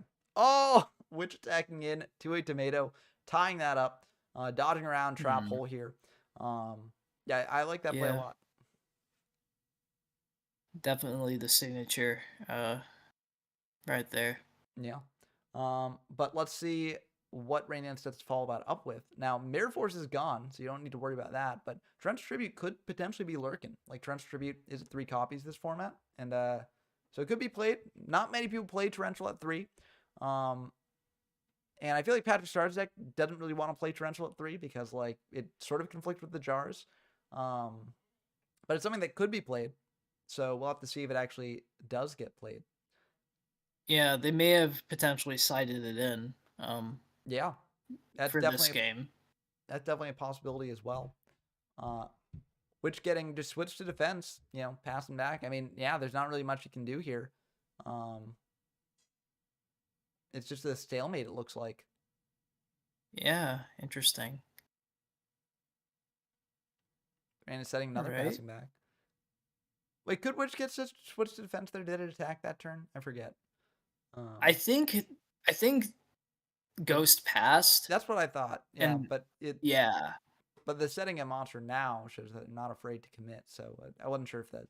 Yeah, but that's what I thought as well. So Duo coming down here, Rain Dance firing the IO to stop that. Makes sense. And I mean, yeah, this might just shut down Patrick Star's turn. But honestly, if I'm Patrick Star, I'm not too upset about that as well. Because if Rain Dance wants to keep this Imperial Order up, they basically have to burn themselves, right? And if they can't do anything to get in to attack you, it's like it's kind of a timer.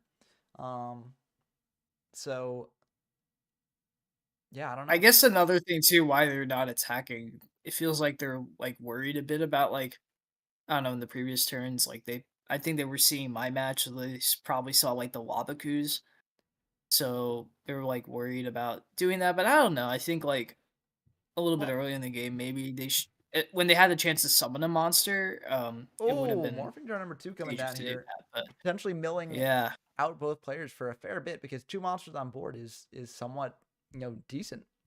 Yeah, and this is a reason probably why to maybe on the more aggressive side is for that type of play.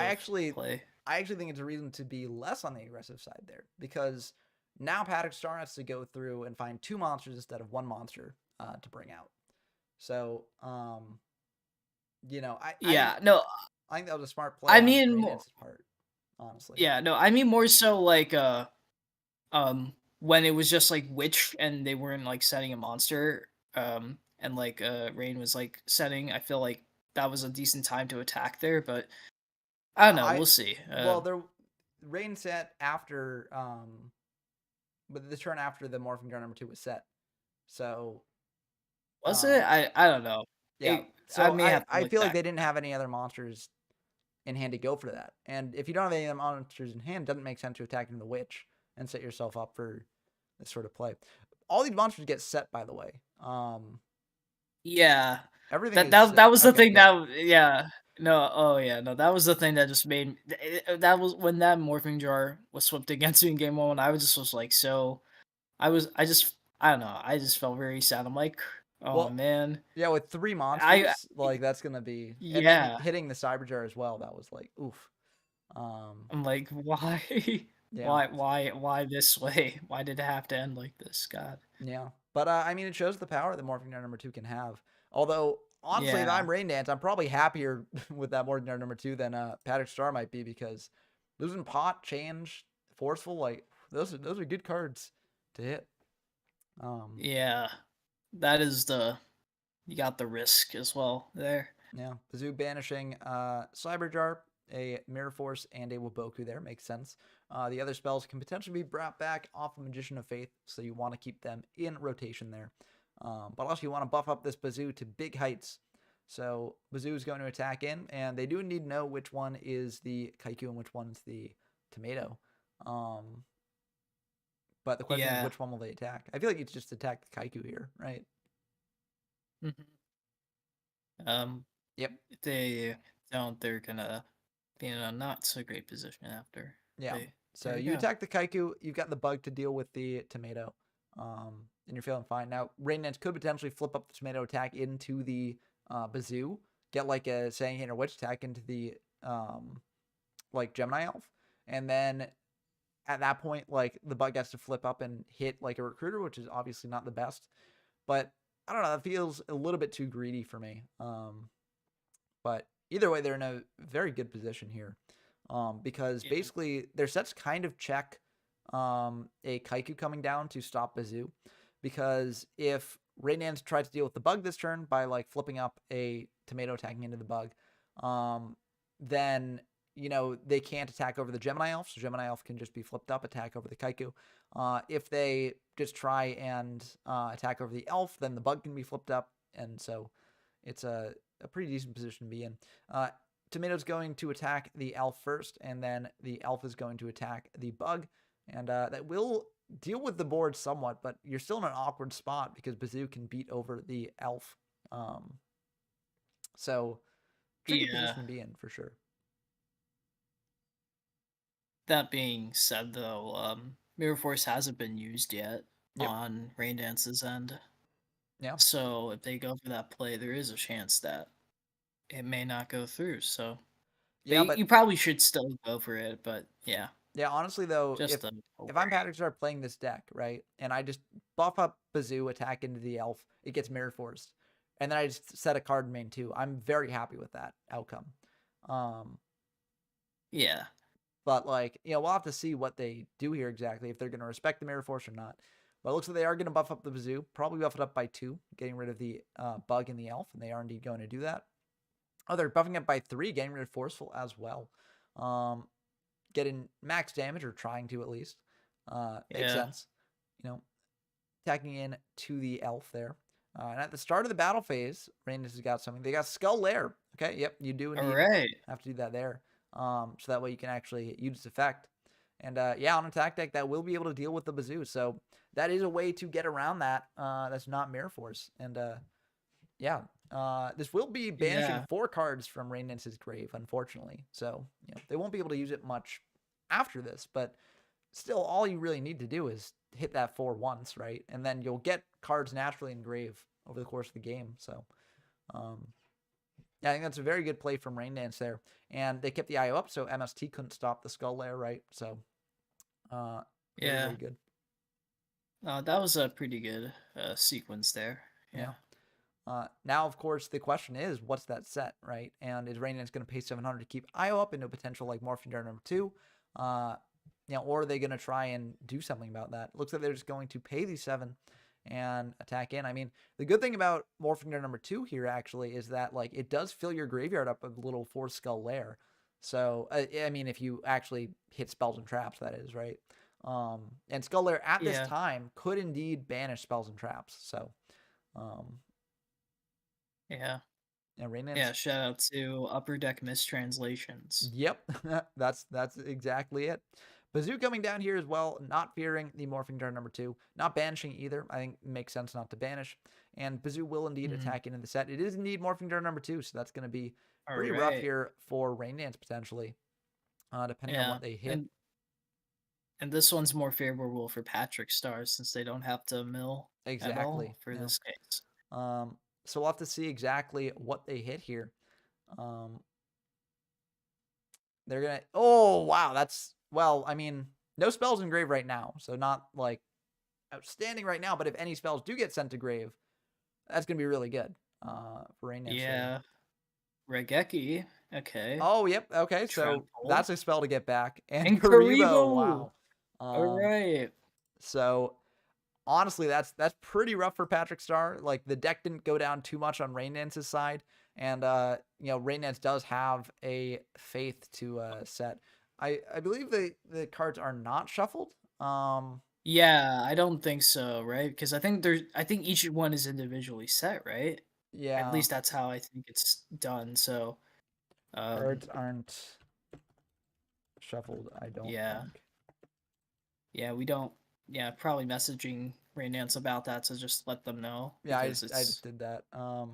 yeah, Yeah, because it's like it does it one at a time. I think is how it does it. I mean, we've got judges in the Discord server that can also answer that potentially. But yeah, I mean, I think like it probably won't make too much of a difference here. Because either yeah. way, you got like a weird situation. But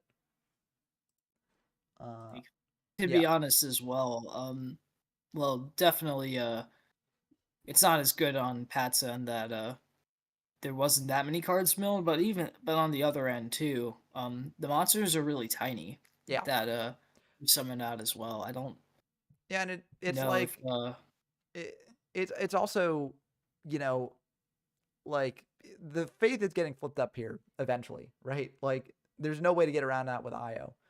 So, there's not really much you can actually do to stop the faith getting flipped up. So like I guess Patrick could attack into the faith now just to get it in hand right away, but like I don't know, it's a bit of a weird situation.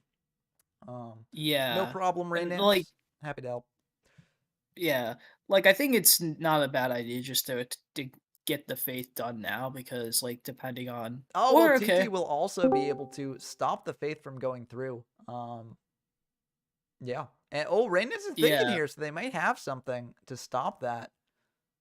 Are we going to see mhm. the acid trap hole get fired? Oh, Solemn getting fired Or on the okay, TT. Wow, that's a the big play, but I do respect it. classic solemn, I yeah, I do respect that.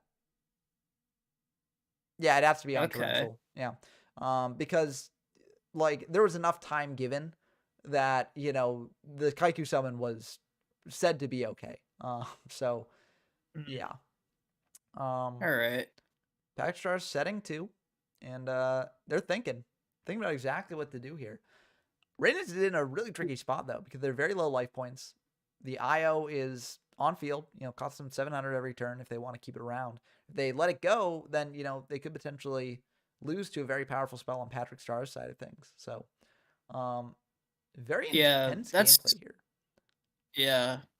Like the thing is, like I would have probably just attacked the Faith at that point because yes, Raigeki's good, but they would need to have like a good follow up with the Raigeki to go after Patrick Starr's life points because they're now in a really low life total too. So, Yeah. but No, I agree. and I like think the yeah Yeah, I think that Patrick Star definitely should have just attacked in the Faith, just because the longer you wait, also the more spells you potentially give Rain Dance access to, if they choose to shut off the IO and just fire some spells.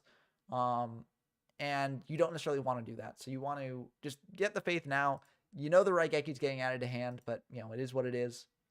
And yeah yeah, it's just kind of a tricky spot to be in for sure. Rain's just going to set another pass back to Patrick Star here. They're setting up for mm, a pretty good play potentially. They're also yeah probably waiting for Patrick to commit a set to make the Raigeki a little bit juicier and also potentially stop something like Cyber Jar or Morphing Jar or something like that. Um, yeah. Like at this point, it seems like the only two options left are the I think Morphing Jar number two is at two, right? uh, So I think yeah, it's it's that too. so it's either if they have the second one if they're playing that or you know Yeah, well I guess we'll but just keep it to the Kaiku.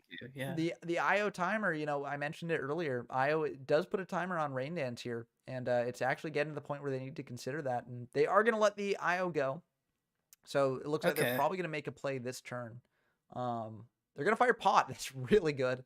Yeah. And this is what we were saying, it could just be good to attack over the Faith because now Raynance has the option to go for the pot again off the Faith. So, Yeah. yeah. Honestly, depending on what they draw, this potentially could just be the end of the game. Yeah. If things go well, but I mean, we that 2 haven't back seen row, yet.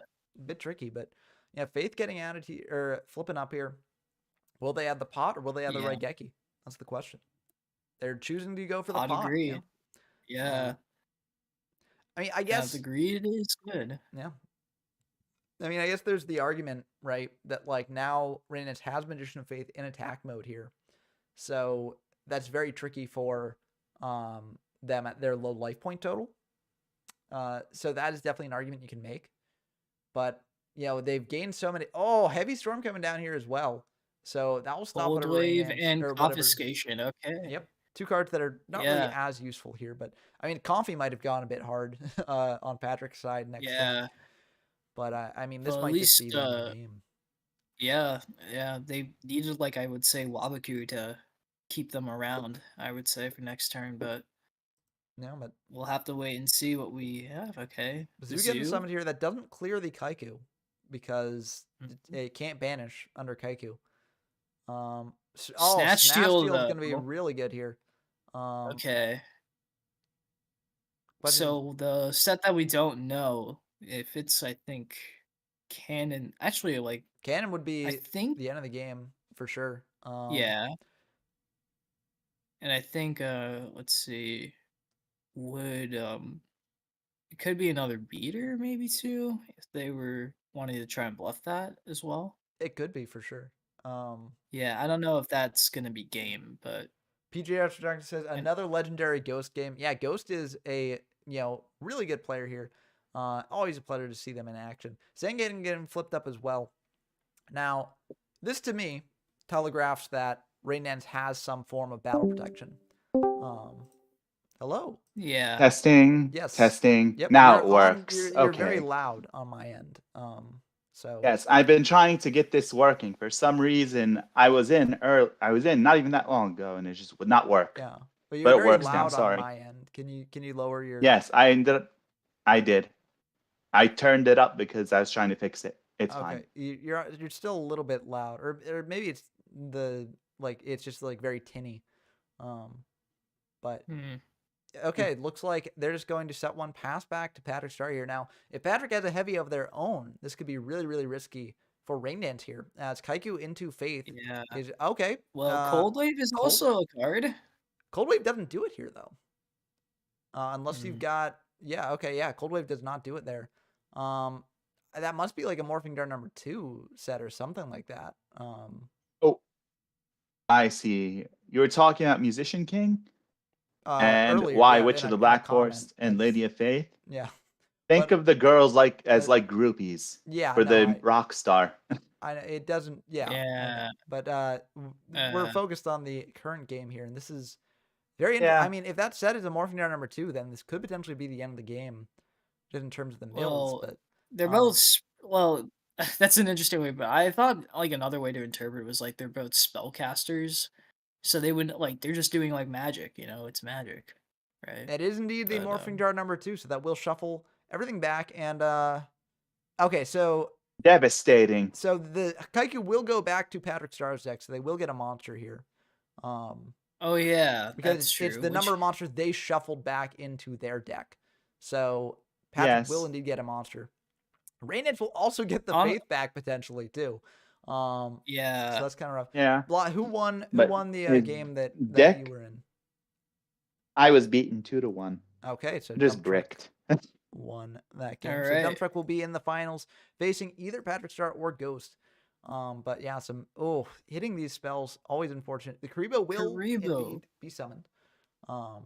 It's a major reason why Morphing Jar number 2 is even on the list in the first place. This is devastating. Oh yeah.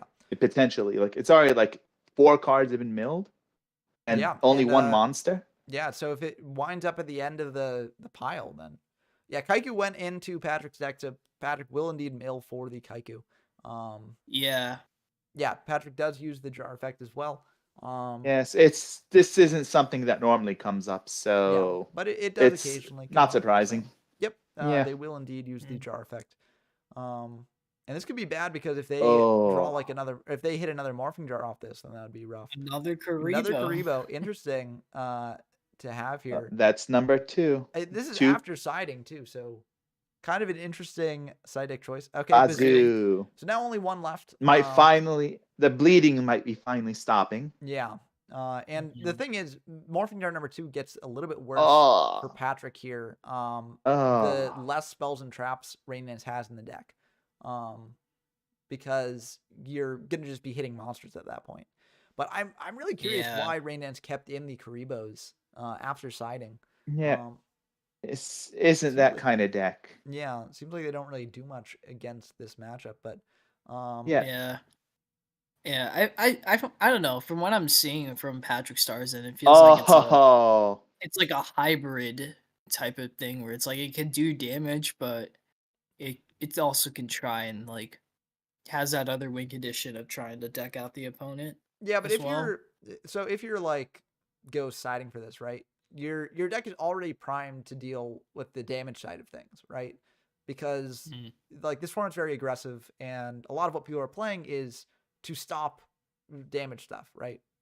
So if I was Ghost, I'd be like, okay, I've got the damage side of things under control. I need to bring in things to stop the jar side of things, which is why the knock is here, and stuff like that. But I feel like I guess Karibos are fading jar, right? Like, the jar is hitting these Karibos, and Yeah. yeah. Well, I think the Yeah. other aspect too is like is I think they probably maybe kept them in too because of Cold Wave as well. Yeah, that does So- stop monster attack damage getting in, but Yeah. I don't know, a lot That's of the probably the time. other reason. Well, Yeah. so the thing is, a lot of the time in a deck like Patrick, I feel like Cold Wave is not allowing you to make big damage pushes. I feel like it's allowing you to set up your jar plays, right? It can Yeah. indeed set up your damage pushes, but like, I don't know. It still feels a little bit weird. PJ Archer Darkness says Karibo was great versus me, haha. And yeah, I mean, you were on Yeah. a bit more of an aggressive deck, I think, right? So Karibo Yeah. makes sense in that context. I But this matchup is think kind of interesting. Mr. Star's position is untenable since he hasn't dropped Raigeki or Dark Hole immediately, or even a knock on Yeah. the second Bazoo. He's lost unless he has something. I don't know if he's lost because if you look at what traps are left, I mean, Mirror Force is gone, I guess, but there could still be very easily more TTs left. Yeah. Potentially, Or- yes. or I was talking about in Wabiku. terms of from what we see, this is not a good position, and it's a losing one. Yeah, I mean, again, this format is very like a lot of very powerful cards that can potentially turn the tide. But yeah, I mean, I'll say if Patrick Char has like another Morphing Jar number 2 to set here, then I feel like they're pretty good and a pretty decent. He has another monster in general, basically. Yeah. Not necessarily another No, monster both in Morphing Jar general. number 2s Because- have been played though in the graveyard. Oh yeah, they're both are in both grave. been Yeah, played. so it'd have to be like Cyberjar. But I think Cyberjar has also been. Yep, Cyberjar has also been played. So Yeah. there aren't really many good flips left for Patrick here. 4-star Ladybug of Doom is Yeah, but left is if Patrick playing possible. that? I don't think that they are playing that probably. But yeah, PJ Yeah. Archer Darkness says Pat needs some really good top decks, and yeah, 22 cards left in deck, and you need some good stuff there. But, The good news is Raigeki and Darkhold are both gone on Yep. Rain Dance's end, so it's not a problem to lose his board from that. Yeah. But we'll have to see exactly what happens here. And also, Rain Dance probably is not going to flip up the Karibos and attack him with those because Of that course just not. opens themselves up to losing to Bazoo, right? Unless they've got a Kaiku Yeah. as well. But we'll have to see exactly what they do here. They're just going Yep. to set one.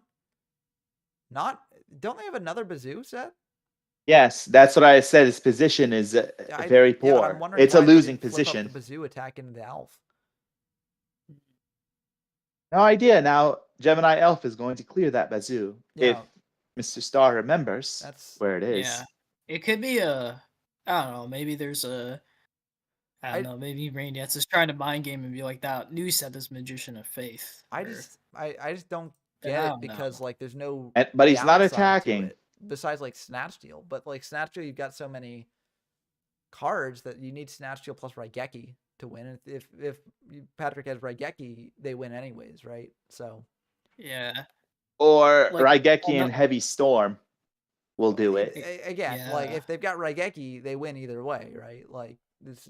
So It depends on the back row. yeah, no, I know, but honestly. like, my point is that like you don't need to Oh. worry about okay, Faith coming Okay. down Wait a here, minute. maybe getting back a knock, maybe a pot as well. Probably pot might not be the Knock best indeed. position. So yeah, knock is best.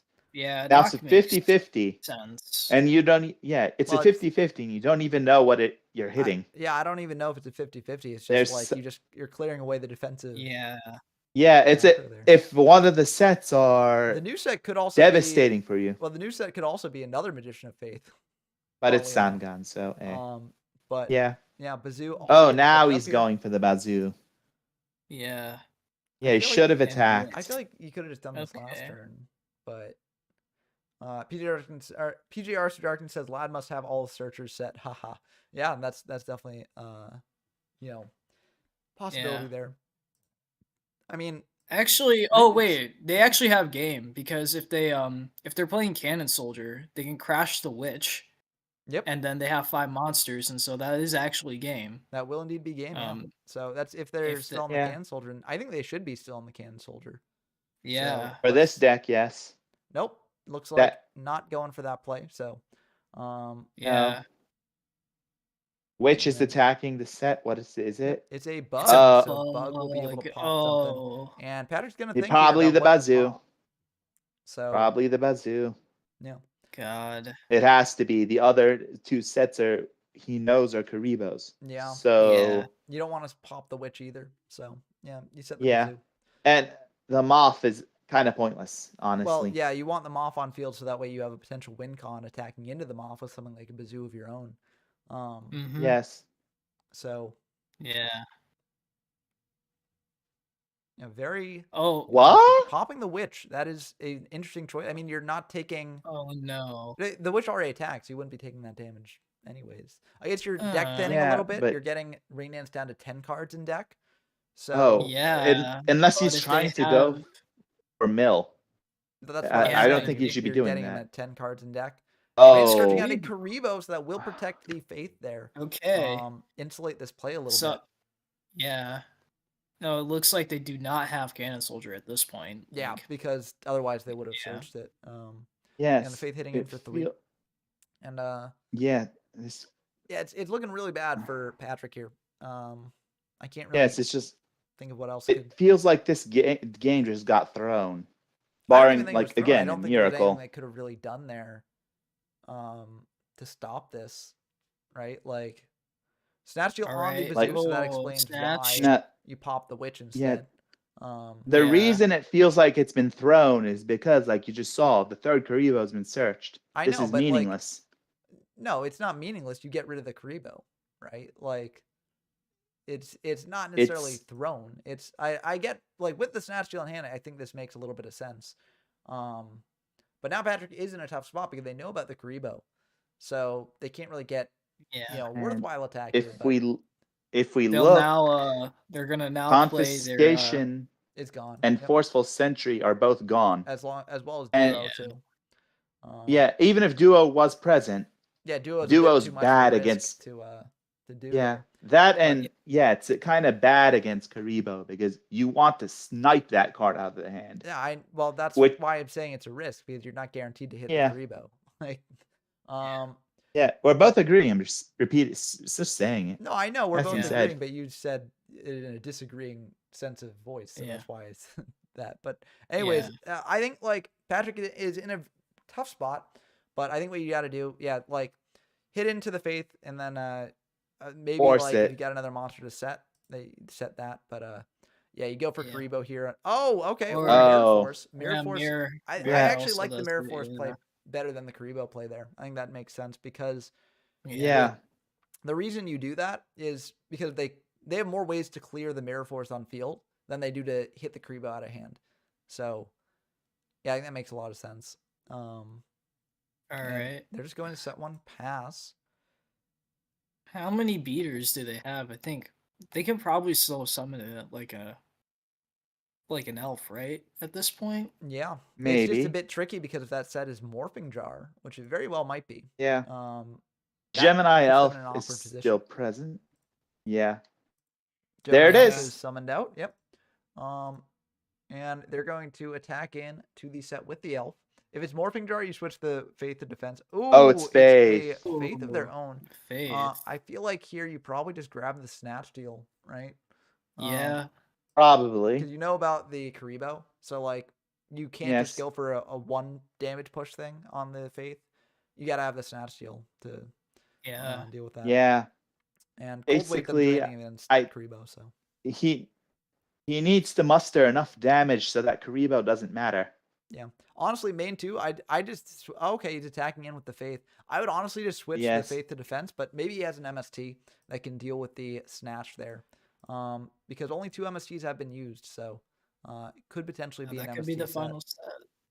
Dark Hole here. Oh. Or clearing Dark the whole Hole. board. Okay, I think that makes a lot of sense. And this will probably force out a Karibo activation here, depending on what the set is. Kaiku coming down. Kaiku. And yeah, you Yeah, gotta it use, definitely gotta forces use that. Karibo on that. So, yep, Karibo does get Alright. fired there. And let's see, does Ghost have a way to deal with this? All right. If they've got Snatch Steal of their We own now- to take the Kaiku, and I mean, Well, we know Snatch that and will Chains lose have the also game. been Snatch, so, used. yeah. Yes. Yeah. Patrick, Mr. Star's board is pretty much known. Yeah. We Yeah. just I'm curious to see what Raynance does here. They're going to set 1 and Mhm. pass back to Patrick. Now, Patrick, too, is also in a position where they're winning the deck out war as well. So they don't necessarily need to get the most aggressive here. I think you still do. Oh, Elf as well. That is a very interesting play. And this might be the end of the game here, depending on what the set is. Kaiku attacking in first, just in case it's like a 2K defender, but it is a tomato. Oh, And tomato. will be able to bring out a monster from deck to wall off that elf. And honestly, I think you don't even attack with the elf because you're dropping down to 200. No. That kills you Yeah. if your opponent has like a Snatch Steal or just a Cannon Soldier. But we already have discussed that they don't have a Cannon Soldier. But either way here, I don't think you care enough about that 600 damage to attack in with the elf. Yeah. Not yet, yeah. anyway. Next turn. Well, With the depending on what Snatch else they've Steal in the got. back. Yeah, you Snatch Yeah. Steal the tomato, and that if that goes through, then a different sort of story. Good but, decision. Yeah. We got they're From just the going blue to, corner. pass back to Raindance here. Now, there are some potential things that Raindance can draw that can let them win the game. As I mentioned, Snatch Steal, that can win them the game here. You snatch the elf and then attack in for everything. And you know that their back row is just the Snatch Steal. So, yeah, as Raindance. says, Pack could win via deck out. And that is an option as Oh. well. Yeah. Yeah, no, Yeah. but Raindance's Snatch and Change of Heart, they're both in the like one's in the grave, one is banished. Oh, Snatch is in grave. Yeah, you're right. Yeah. Kaiku of their There own it here, is. probably coming down to hit over the Kaiku of Patrick's, but kind of a rough spot because you need a way to deal with the Snatch Steal. Now, the MST still is in grave, so that's something, but Raynitz is quickly running out of win conditions. How many faiths have he used up? He's used up 1 faith? He's only used up 1 faith. One so, faith. So Yeah. Faith could potentially get him back into depends this on game. how many. But Snatch coming There out it on the is, tomato. the Will that attempted get Snatch stopped Steal. by an MST? That will indeed get Yes. stopped by the MST. That's why he gave the Snatch Steal to him. Yeah, very intense match here for sure. Needs to be another monster. And even Because then, it unless might not do it. no, to get through. Yeah, to get To through. for potentially sure, get but, through. Yeah. Now, Raynard might If, be out of like- darks in deck, but I don't see a Sangan Yeah. used up on their end. So they probably do have Sangans left. So, At least one. yeah. Probably 2. Somehow that happened. But Pat's in a very interesting spot here. They're checking their graveyard, seeing what they got. They could potentially have a Magician of Faith that they want to set. Oh, Reborn here. Oh! Reborn. Okay. Reborn here doesn't quite What's do he it though. You know, but going for Oh! oh that. Yeah. I mean, I get it. Yeah. Because Okay, you now- don't have a way to deal with that full set board. Oh, also, Radiance has not used up a Reborn. That is something that Radiance have Yeah. not used up. So Yeah. Reborn would win the They- game for them because you Reborn Yeah. Bazoo. Probably. There's definitely it's very close for sure right now. Yeah. It can really go either way. Yes. Both duelists are staggering. One knockout blow will do it. I feel like, But honestly, maybe you just let the Reborn go through, though, in case there's like a Raigeki or something. Jonah Elf getting summoned here that will start to eat through the monsters here. I feel like you attack into does the he tomato. attack the Yep. tomato? Yeah, I feel like you attack into the But tomato. that No, the reasoning for that is if the set is a Sangan, you don't want them to be able to search out a Magician of Faith and then set the Magician of Faith to get back a spell. So seems like they would be searching no matter what. If yeah, no, but this way you don't oh, get the that Faith yeah. set up, right? Like, yeah. Yeah. Okay, it looks like no targets I know left what you for mean. the tomato, or at least they're not choosing to Yeah. activate the effect. So that means the Sangans must be in hand. And Or set. well, one is probably But- set for sure, but like the others must be in hand. So 'cause there are 2 Sangans Yeah. legal at this time. Yes, of course. And Witch. Yep. But which has already been used up. So very Yes. intense game, down to the wire here for sure. Basically, that top deck needs to be reborn. Yeah, well, based on the way that Raindance is checking the graveyards, I think it probably is Reborn. And if it is Reborn, you just Reborn a Bazoo, attack over the Gemini Elf after buffing it up. And then Patrick can't attack with the Dark Elf anymore. So even if they top deck Raigeki, you're in not the worst situation. But they're doing a big thing here. So very interesting situation to be in. And definitely worth taking your time thinking over this play here. Yes. 25. It's a very high pressure situation. Oh, yeah. Yeah. The nice thing about a situation like this, okay, Reborn There it does get is. fired There's Yep, a and, reborn, yeah. Let's see what they go for here. Yep, there Bazoo. That is indeed, I think this is the correct play to do. And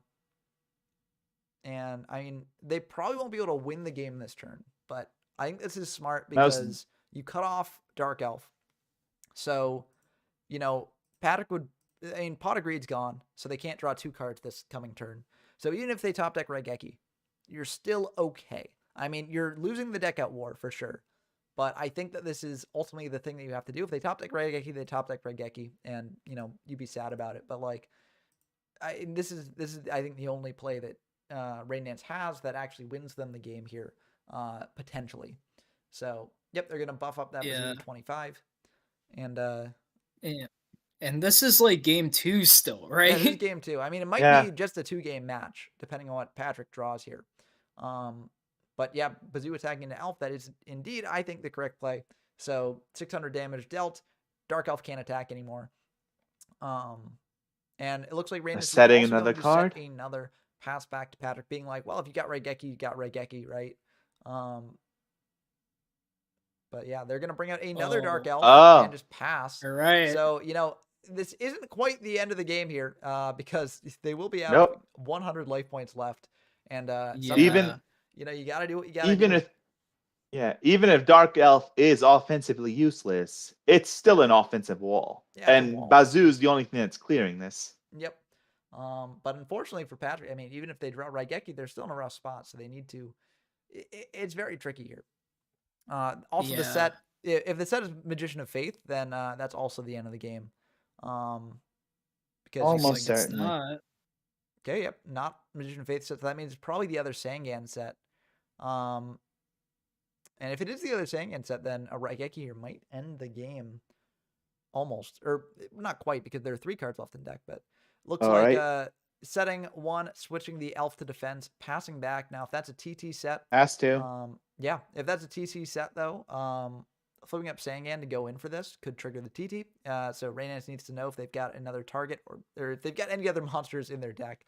Okay, tributing over right, for we forgot about it is, Jinzo. It is very Jin's over. That'll be the end of the game. Very intense. I mean, they might have to search with the Sangan here if they've got targets left, but there's nothing left that Patrick Star can play here that would actually get them out of this situation. So yeah, that will be There's only one card that could save him, and he's definitely not playing it. Offerings Offerings to to the the Doomed. Doomed, but that'd only stall a turn. But Rain Dance can just flip He up wouldn't the be other able to monster draw. and attack in that way. Yeah. So honestly, if Rain Dance was playing around that, they just flip up the monster and attack in and win either way. But yeah, Oh, it's an MST. So Yeah. very, very intense game, down to the wire for sure. Wow, such a good game. That was wild. Very, very cool to see Patrick Star on an innovative deck list, and a deck list that performed like decently well in this locals. Yeah. So didn't quite make it to the finals, but whew, very, very intense. Great playing on both duelist parts there. And now we're going in to the finals match between Ghost of 41st Pass and Dump Truck, and it should be a great time. So let's see what they do. Both Soul and I played Hayabusa. Yes, you said you wanted to play that, Soul. Yeah, I went with that. I wanted to do that, especially for LON. So did I. I will say I ended up winning. Now that we've gone through the locals, Hayabusa was the most represented deck by my reckoning. There were I think I'm the only one who made it to the semifinals. That's funny. Well, yeah. I'm trying to think because yes, PJ was on Hayabusa as well. But yeah, I can't remember if Dump Truck was as well. I don't think. I'll have to double check afterwards, but he wasn't. Food was on Hayabusa as well. A lot of people were trying out the Hayabusa deck, and my version worked pretty well. Well, I don't know. I only lost the fact that I think the fact that none of the Hayabusa decks made it into the top two in an 8-player tournament where they were half the representation is not the best sign for the deck as a whole. I lost to bricking, and I wasn't even on Hayabusa at that point. I wasn't even. Nope, I wasn't even on the Hayabusa at that point. Yeah, I just bricked and misplayed. So I switched out the Hayabusa for a conversion side. And did the Hayabusa worked with win that. You the first game? Yes. Okay. Yes. And did it win? Yeah, I think it won me games. I won with Hayabusa. In this locals? Yes. Besides the food game, which was against another Hayabusa deck. I never saw Hayabusa from him. I just blew him out game 1. Oh, my storage is almost full, it looks like. Actually, no, I didn't blow him out game 1. I blew him out game 3. We blew each other out. Game 3 didn't seem game 2 and game 3 related to the Hayabusa stuff. Yeah, but I'd switched by that point. What I'm trying to get at, and the reason I'm asking these questions is in order to sort of evaluate a deck's position in the metagame, right? In order to say like whether this deck is actually like good or not, it's important to look at the actual strategy that makes that deck, right? The Hayabusa stuff, right? And be like, did this win me games? Or did this lose me games, right? And like in a format like this where, the Hayabusa package is like maybe like, 7 cards or something. So like definitely 5. not like your full deck. Yeah, it's just 5. Yeah, 2 Hayabusa Knights and 3 Mage Powers. Playing 7. But like if you're analyzing the position of that, right, there are definitely games that you're gonna win where none of that comes up, right? And those games are sort of games where you're like, okay, well, I can't really use this in sort of evaluating the strategy itself because it didn't come up, right? It's basically like any other deck list from this time. So that's why I'm trying to ask, like, did the Hayabusa stuff like win you more games than it cost you those games? And like based on the performance of the other Hayabusa decks, like also, if you won games with the Hayabusa stuff, is that because the deck is actually consistent or because, you got the God combo that Hayabusa decks are trying to go for, right? So that's why I'm like asking these questions because I do think that it is not necessarily the best sign for the deck if it doesn't make it to the finals in a tournament where it's half the representation and especially in an 8-player tournament like this. So I think it's more along the lines of we all built the deck differently with different ideas. Like Soul, did you play 3 Magician of Faith? I personally didn't because I was playing the jars, and if you didn't play it in yours, I also played the jars with the Magician of Faiths. I basically went more along the lines of I'm going to get through this deck. I'm going to turbo through it as fast as I can with Momongas, Rats, and all of that. And the Magician of Faiths would get me back the key pieces if I ever ended up losing them or going to pot the greeds. I don't think anyone else did this. Okay, which but is why I had success. Well, no, but I like, don't necessarily think like I don't think my deck was even necessarily bad. I feel like I need to go back and actually see what I could have done differently because I think I did have a chance to win like both games. I think did certain misplays, and in terms of how Yeah. I structured deck, I think it was probably something similar to what like when B Stocks was covering the LON. But what I did, it was like I try to do a very minimal monster count, and then have a lot of, but try to have as much consistency as I could. So I had Jars of Greeds as well, and basically I had like a lot of the deck was like there's a fair amount of spell and traps there, so that way Mage Power would be live, but I would basically have like all my monsters that, in terms of how I would play it, were cards that were able to do things on their own, and that's sort of how I built the deck in that regard. I wanted to try and make it as consistent as possible. yeah, and I think that But like everyone, like all the people playing Hayabusa in this format are people who have deck built in these formats and like tested out decks like these in these formats, and they're coming at it with reasonable deck building sort of considerations. So I think that with such a small sample size of games, you can't necessarily say like, well, this deck won one game with this build, right? And so this is clearly the best way to build the deck, right? And like again, Hayabusa is a deck that like if it draws the combo, it can easily win, right? But it's a matter of like playing a bunch of games and seeing if it draws that combo. Okay, Dump Truck is on Hayabusa. I thought that Dump Truck was on Hayabusa. Yeah. Oh, But he the is. Hayabusa Oh, stuff clearly did not come up in your games against them. If you didn't think that they were on yeah. Hayabusa. But yeah, this No, it's at 2. You don't play 3 Hayabusa. It's no, I like know, but you want it to. Yeah, it's but like that's what I'm saying. Like Yeah. when it comes up versus it doesn't come up, like that also is sort of a consideration. But maybe the Hayabusa will win them this game. We'll have to see if it actually managed to pull it off. But I could have, because I could have sworn that Dump Truck was on Hayabusa, but then you were acting like they weren't on Hayabusa, so I was like, oh, I guess. Yeah, maybe I they just weren't never around. saw it. Yeah, Yeah, and like again, the Hayabusa. in games where you don't I see it, think of like in games where you don't see it, right? It's like, did the Hayabusa win the game there, or or is there someone else going on here? So, it looks like Bazoo. like I think You have- at least at least to me, I would say I think another thing too, depending on how maybe Jump Truck built it, or at least how I did, was that I saw as well that like part of why I would consider I think you would play Hayabusa is not just for Hayabusa itself, but like using the equip cards as say like constant removal in the sense, right? And how like you're playing a lot of good beaters, so having like say Mage Power or Access to Spare is nice. And then to me, I would say the part of where Hayabusa could shine is more so, I would say it's basically like this is the card that could win you the game out of nowhere if you have if you have a Ooh, decent opening, I would say. this But yeah. is a win if Well, Rain yeah. Dance doesn't And have this is about anything. as decent an opening as you can get from the Hayabusa Yeah. player there. Raigeki coming Never- down there and it is. clearing the board, but Yeah. Sanyan will get a search, potentially searching something here. Yeah. You could go Yeah. for Hayabusa Knight number 2 if you're playing Hayabusa Knight number 2, but I think which is the more Yeah. disciplined and correct choice. Yeah. there. If he had another card like an equip, go for it. You'll win the game if that's nothing. Well, there's no But- other cards in hand, so. That's if he had another card, go for Yeah, it, yeah. as I just said. Um, But no, he doesn't, so don't try it. yeah, this is It's also going to hurt a you. tricky spot as well, because unless Rain Dance has a Kaiku here to clear the Witch, okay, Reborn coming down here. Interesting. What is it going to bring back is the question. Maybe a tomato? Oh, bring back Dump Truck's Hayabusa. That is Huh. very interesting.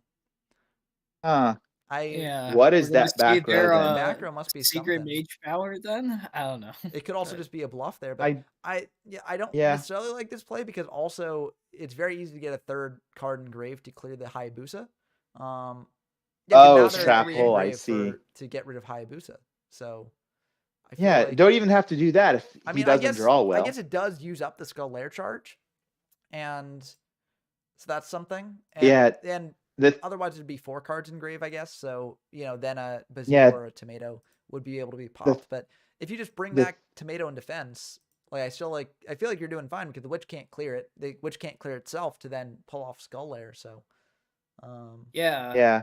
The thing is, Dump Truck's advantage at life point is coming to play here. Oh, Pre-mat. never Looks very mind. good there. Bring back the witch Yeah. to pop the Hayabusa. Yeah, it's gonna be Yeah. pretty rough for Like, them. I guess that's a consideration to taking it is for something like a Preem if they top deck it. But again, like if Yeah. they top deck Understand Preem, you're that. not really concerned about that if you've got like a tomato on field because they can't get over it with Hayabusa, right? Yeah. Is what I was saying. So Yeah. I Oh think yeah, but that's true as I well. get Yeah, why you're they did that. I feel like you want to go for your own Okay. tomato though instead because then that's a lot trickier of a situation for Dump Truck to deal with. They need to have another card to get engraved to deal with the tomato. All right. Um, This is the right so thing to do. Now yeah. he's in Gemini Elf range, which means even if that's TT, he just grabs another elf or a Hayabusa or whatever. Yeah. But let's see what Rain Dance does here. This might just be the end of the game. They know about the Gemini Elf, yep, and that will indeed be the end It of the game. is. So yeah, I mean, again, Yeah. as that game shows, you can occasionally win with the Hayabusa engine. Yeah. And As so I've been trying to say, I've been I agreeing see. with that you Yeah, can win I with know. the I'm Hayabusa engine, but yeah. I'm also been trying to say that for OTK decks like this, like Hayabusa, you can actually compare it to Exodia in a way. yes, That and deck shouldn't be considered like your ultimate win con because your opponent can side into answers, at least in this format. Like yeah, what but I did was I put in Gemini Elves, Bazoos, and other cards that I could take out the package and go into more good stuff style list for yeah. games 2 and 3. I'd argue that like if your game plan is like because I feel like the stuff that people bring in against Hayabusa also stops just aggressive decks in general. And again, in this format, you've got those aggressive decks in general. So I don't even know if the Partially. smokescreen side is worth it in that case because like what do you bring in specifically for the Hayabusa stuff? Maybe more spell and trap removal to deal with the equips, but like I feel like a lot of Yeah. what you're already prepared for. Like it's not like Exodia, where like Exodia, like you got to bring in like Noman's Crossouts, you got to bring in Yeah. a ton of other stuff. But against like Hayabusa, you're almost like you're not quite pre-sided for it, right? But like you're pre-sided for aggression, and it's aggression anyways. So like I don't really know what the purpose Yes. of the smoke screen is, but we'll have to see what Dump Truck does because given the fact that you didn't see any of the Hayabusa stuff from them in your game, He maybe did. He smoke they're screen doing the too. smoke screen. Well, I said maybe because we don't know Yeah. because clearly you didn't see it game one either. So that means that like No. it could very easily just be a very small package in the deck.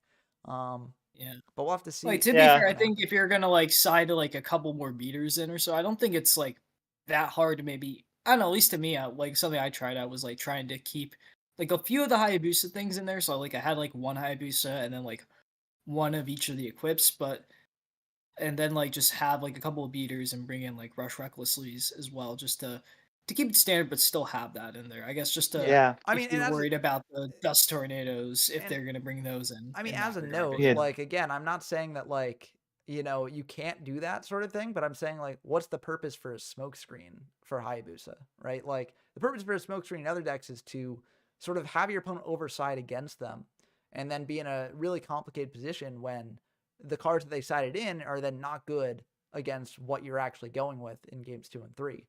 But like, I feel like for Hayabusa, it doesn't really have that benefit because like you're not siding in any like silver bullets that are useless against other decks, you know. So that was my main point about like smokescreen or not smokescreen. It just seems it seems to me like if you're doing that sort of thing, you're submitting that the Hayabusa stuff is high rolly and you want to actually try and win with a good deck in games 2 and 3. But like It's less that and more switching it up works a bit better against the siding into the aggression stuff, even if it doesn't Why- seem like that at first glance. why exactly Because does it like what exactly is it doing for you when you smokescreen side? What exactly is your opponent siding that the smokescreen then is prepared for, right? Is like taking advantage of. in the smoke screen side, you have stuff like duo, confiscation, and all of that you can use, like the Your three opponent sacred probably treasures and already Holy thinks Trinity. you're on coffee duo, etc. Right? Like I wasn't. okay, but your opponent's That's just not what going I to do. like the point of a smokescreen is that your opponent like you're tricking your opponent, right? You're saying my opponent thinks that I'm on this, but I'm actually on this. Like they're gonna think that you're on the hand rips anyways, right? Like, so it's not a surprise to then suddenly side in the hand rips and be like, aha, I've got hand rips, and they're like, oh, that was a surprise. I thought you already had them, right? Like, It's more shifting how you want to play instead of sure, but again, sticking to one strategy. Again, Like, like that's as I why I was think saying, it's more so like like it's more so why you, oh, go ahead. like the point that I'm making is that for a smokescreen side strategy, right? The reason why they exist is because they're trying to get your opponent to change their gameplay for a specific strategy, and then you're doing something else that makes the cards that they bring in not good, right? So what I'm saying is like if you just want to change up the way you play, like that's fine. You know, it is what it is.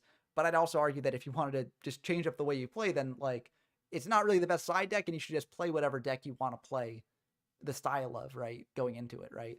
But like I don't see how this is necessarily like a smokescreen side, based on like what you're saying, because it to me you're not surprising your opponent with anything. You're just taking out the stuff that could potentially be bricky and playing a standard strategy. You don't have to surprise that's the why- opponent to have a smoke screen. Yeah, you do. Continue, Soul. That's No, you don't.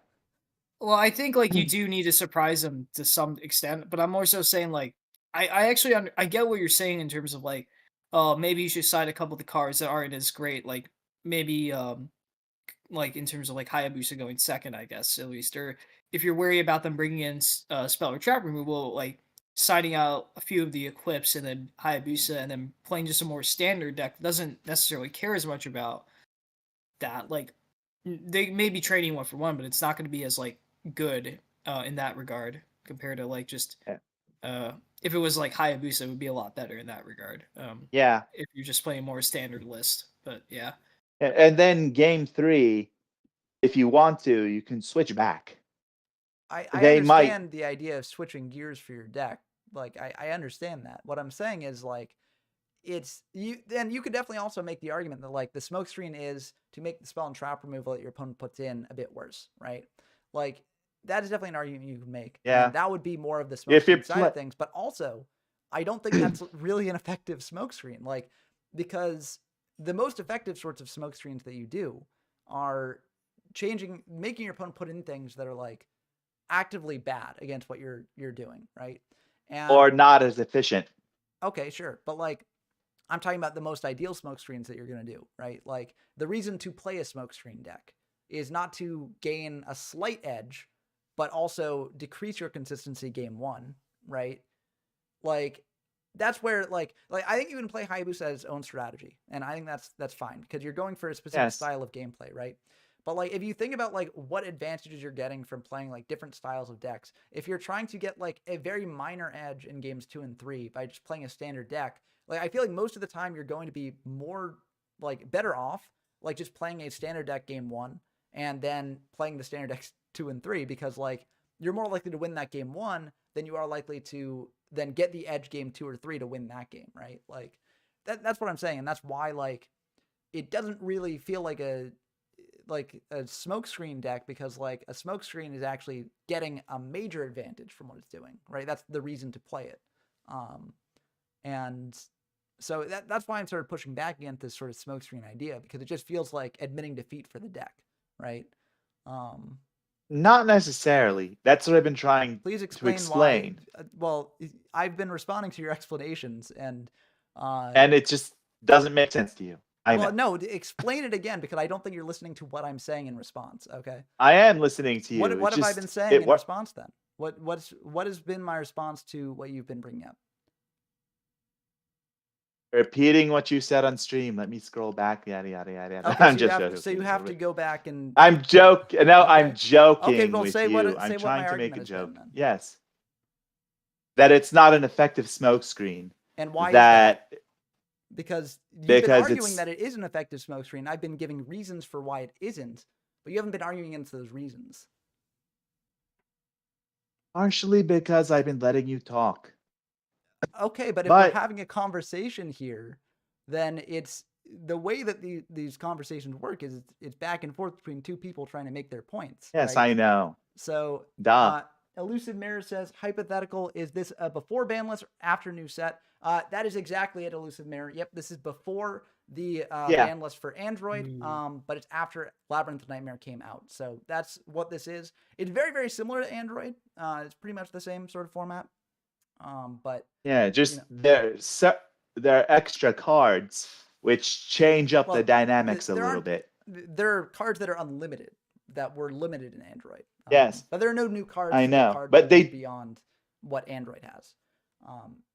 A little, like the extra cards do change the dynamic though. Like for example, bit, it's weird that it's weird nobody played Burn. Solemn on the I was expecting Ooh. Magic Cylinder Burn to make an appearance in this. Or just the general chain energy burn stuff. Yeah, so Solemn on the lair there. Witch attacking in to Faith and hitting in. Yeah, go with the. I don't know. There's also like the mask of Darkness Bird. Yeah, as well. You can do. Yeah, potentially of the Magic Cylinders as well. Yeah. So let's see. Yeah, what exactly happens here. Snatch on the Witch. That is super good. Oh, if this is Jinzo, this is probably game. And if it's in Jinzo, hand, or if it's we do know Radiance is on Karibos, so actually that would be kind of funny. Yeah. But it looks like Dumpster's going to set one. This, funnily enough, if they don't draw another monster, it still isn't game this turn because Radiance will be at 1150. So, not quite lethal, but it still is very, very good position for Dumptruck to be in. Yeah, that back row needs to be something. Gemini Elf? Oh, no. And it isn't, it seems. Well, it could be like, is Mirror Force used up already? Mirror Force is not used up, so it could have been a Mirror Force potentially, but it looks like it was not. And Radiance will be able to get a search off that Witch, so that's pretty good. Momentum is shifting now. What's considering Magic Cylinder duplicates, but Jinzo and Spell Trap removal is still incredibly rampant, and that is the reason why those decks are a little bit.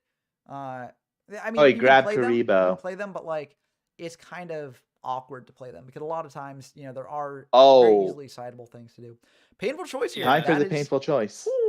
This is going to be a very painful choice for Dumptruck here, and for Raindance as well probably. Dumptruck basically has to decide here: do I just go for thinning out my deck a little bit, or do I just send all the power cards that can potentially win the game here? Because with Karibo in hand, you can't quite win the game that easily off of one painful. So it's very tricky for them. This is a very, very intense game for sure.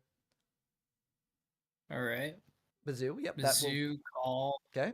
So getting a lot of revival spells engraved there for the Bazoo. But then what's that last card? Are they playing 2 Bazoos or Pot of Greed? Pot of Greed. Yeah.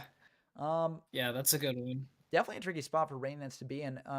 Dumptruck probably has a read. They don't have MST because they would have used MST on the Snatch maybe. Yeah, that is a fair point too.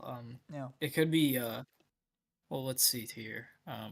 They haven't used a Mirror Force as well on Radiance's end too, so there could be maybe this is a set MST on their end. But yeah.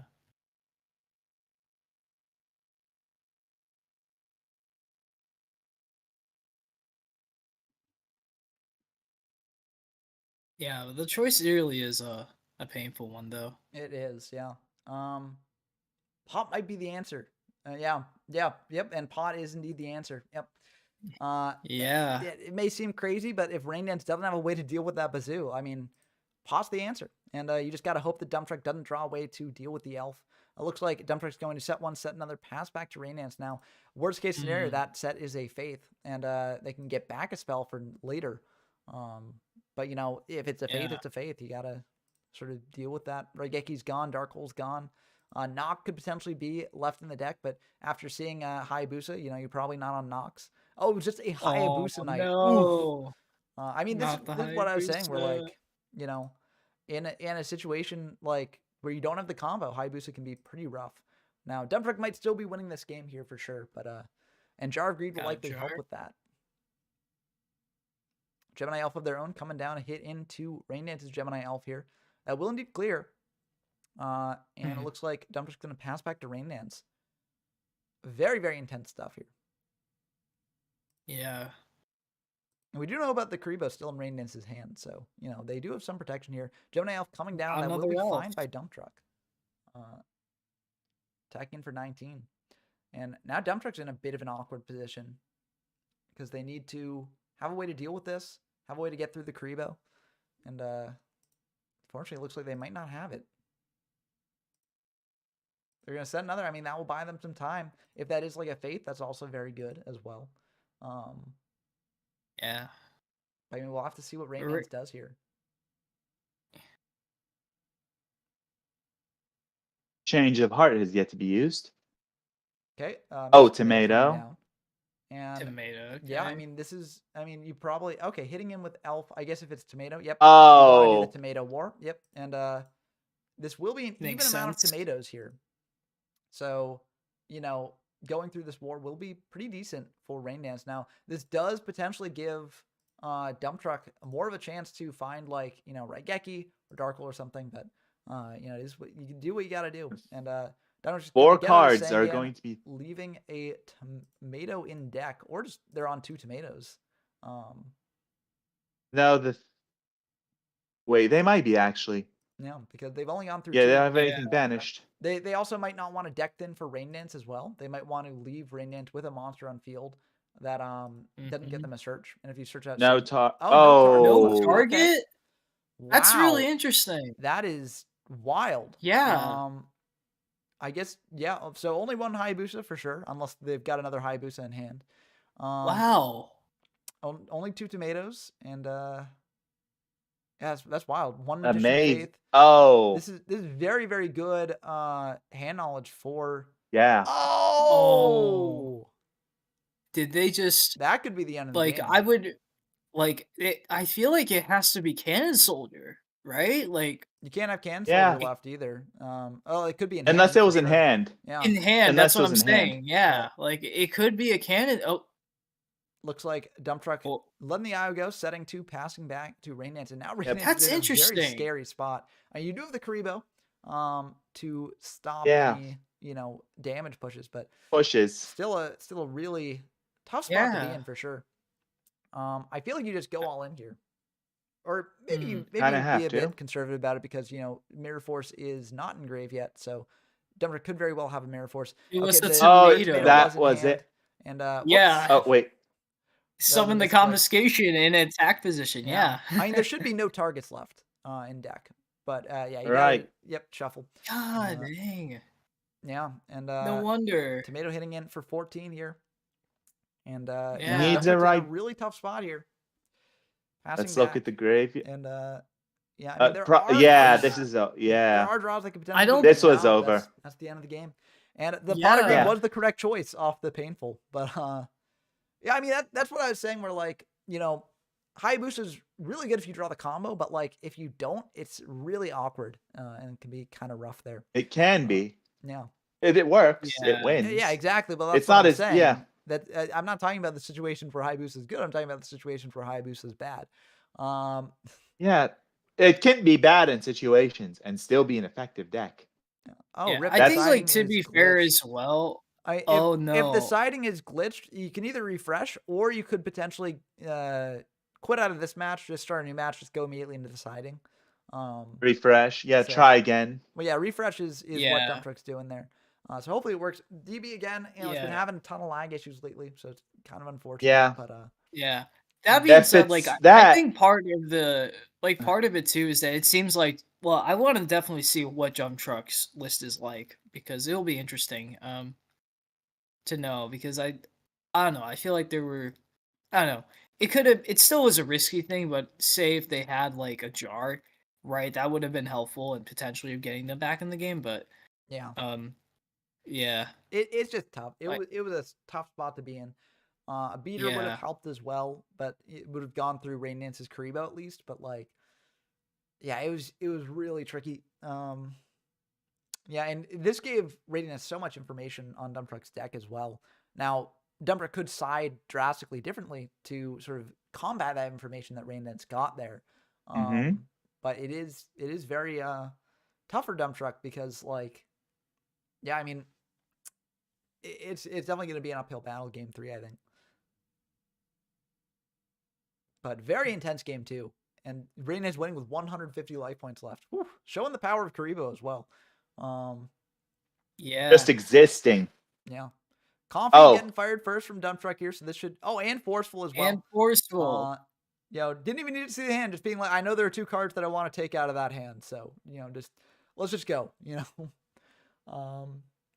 So very brutal start on Dump Truck's end. Yeah. Yeah, harsh.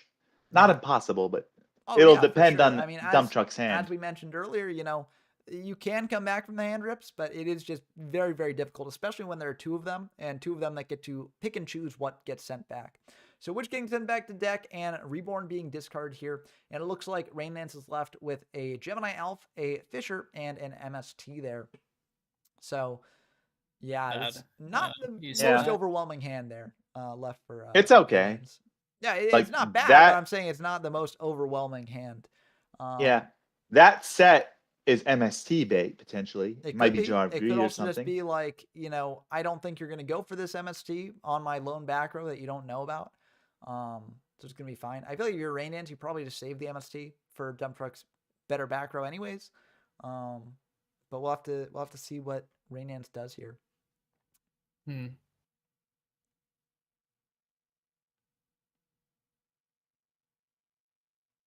They're just going to bring out the elf that Dump Truck doesn't know about. It's going to be fine by Dump Truck.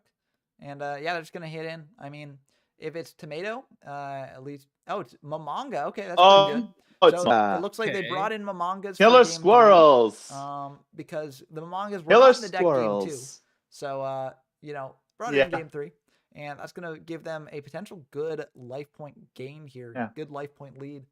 I love Mamanga. Yeah, Mamanga is a pretty decent card in this format. Just being able to deck in, gain you life points, very, very cool. And also it does fill up the graveyard as well. Oh, heavy. That's brutal. The IO is there. MST response? But yeah, we'll have to see if the set was an MST. And nope, that's just going to go through No. there. Yeah, okay. Not the worst thing in the world for Rain Dance here. Jar of Greed getting fired here to get them a draw. So we do know the other 2 sets are MST Fisher. Yeah, and it looks like Dump Truck's going to set another, pass back to Rain Dance here. And will Rain Dance choose to keep up the IO? They very well might. Yep, they indeed are going to do that. And main one, I feel like you hit a squirrel here. You don't hit into the new set. Because if the new set's Witch, then you're in a really bad spot. But it looks like they're going to hit into the set anyway. It's Sangan. Sangan can functionally the same thing. Potentially. Well, it's a difference in number of turns that you have left, right? Because if that's why I said functionally.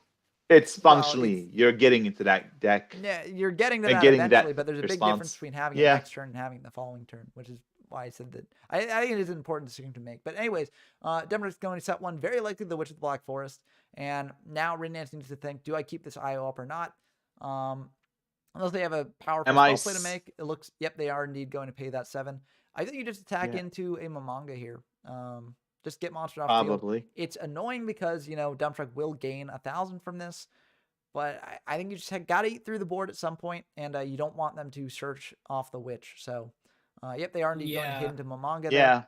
Like, especially, they could just, summon Jinzo, and, they can fissure it back, but it's definitely not a great position if you don't have another monster in hand. Exactly, and also if the Jinzo's Mamanga coming down... the Mamanga on field also stops a Fisher from going through. Because if Dump Truck summons Jinzo, they're probably going to just flip out the Manga to act as Fisher bait. So, yeah. But Rain Dance is again going to pay that 700. And there it is. There after the payment, Dump Truck is going to flip up this Skull Lair, but that's going to get Solemn Judgmented. You got to do what you got to do sometimes. And yeah, that is something that Rain Dance had to do there. 50 more. 50 more. Yeah. So was that the best choice considering the life point payment? I mean, you had to, right? Because because the IO is up now for your turn and the next turn. So, there it is. That's going to be pretty good for Rain Dance here because this will indeed stop something like Witch searching out Bazoo to get over the Gemini Elf. We might see Gemini Elf instead, though. Yep, Gemini Elf will probably come down, hit over the Kaiku, and then just be Yeah. annoying for Raynance to deal with. But Yeah. I mean, We'll have to either clear the IO or ram into the opposing. yep, exactly. There. So Jar of Greed coming down again. Jar of Greed's putting in a lot of work for Dump Truck here this game. I mean, it just shows how powerful Yeah. card Jar of Greed is, just being able to dig deeper into the deck. Yeah, Gemini Elf coming down, hitting into the Kaiku. I mean, Dump Truck knows that the back row are MST Fisher from the very first game. Probably. Tournament. They Yeah, are probably. exactly MST Fisher. Yeah, Mirror Force might have been drawn, but no, it's unlikely. But the draw was IO. They're exactly Yeah. MST Fisher. But so yeah, choices to be made. yeah, Raynance will indeed continue to pay the 700 for that IO. Looks like they are indeed just going to crash into the Elf there, or at least attempt to.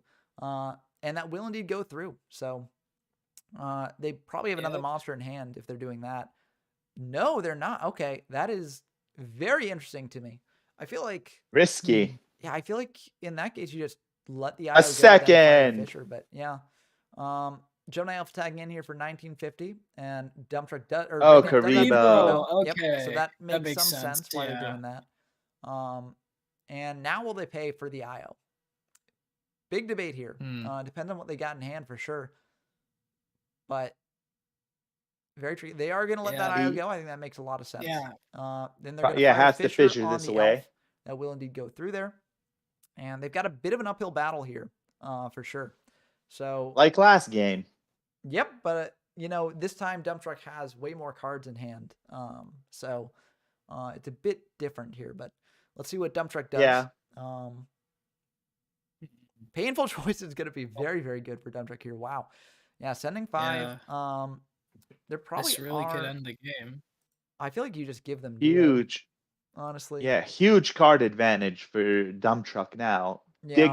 Digging in half the deck. Yeah, also more. The fact that he's sending Duo here, to me, signals that he probably has a way to potentially win the game, and he wants to get Karibos out of hand. Possibly, yes. Yeah. Knock. Duo knock. Pre-mat. Premature burial. Yep. Pre-mat, honestly, maybe just give them pre-mat because MST deals with the pre-mat. You could also give them Snatch Shield for... Actually, Snatch Shield might be the pick. Because... Yeah. Trap hole? I feel like send something. Might be the pick. I mean, Dump Truck is telegraphing that they've got an MST of their own, but Snatch Shield doesn't do anything on this board right now. So, in the very least, you can draw a way to deal with it. And if you don't, then you can at least, you can at least play around it, right? So, Tomato coming down, attacking in to this set Tomato of Raynance's own. And Tomato will maybe bring out another Tomato, maybe bring out like a Witch or a Sangan. It will bring out another Tomato indeed. So, okay. And it looks like Dump Truck is going to pass back to Raynance here. We'll have to see what Raynance does. Very tricky situation, no matter what here.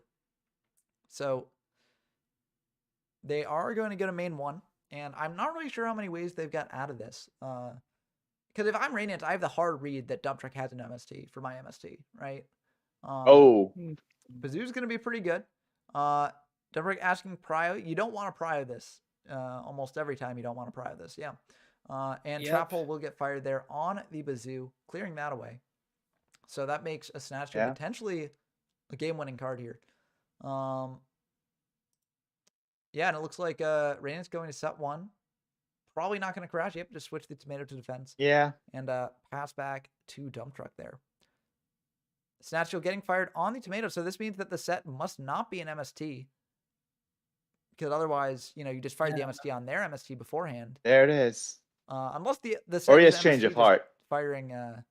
Yeah, okay, it was MST. Okay. Interesting. So they're firing it on the new back row because they must have a way to win this from this position.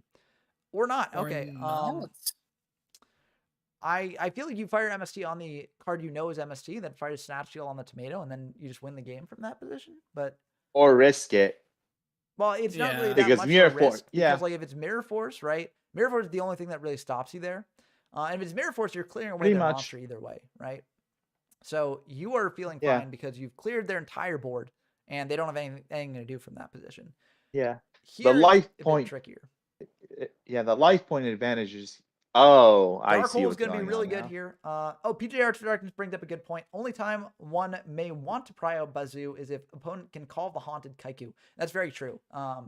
In that situation, that Yeah. is, something you can do. But yeah, it does banish for cost. So yeah, you would prio the Bazoo there, and then yeah. Yeah. But what is Raynance going to search out with that witch is the question here. You could potentially just search out a Sangan to make it so that if they clear the Sangan, you get another card. It also is sort of insulating you against Trap Hole a little bit, but it's a little bit awkward. Yeah, I Haiku? think Kaiku is the right choice there. I think you just got to go for that. Yeah. If they've got Trap Hole, they got Trap Hole, Yeah. but they've already used up 2 Trap Holes already, and you just got to get aggressive.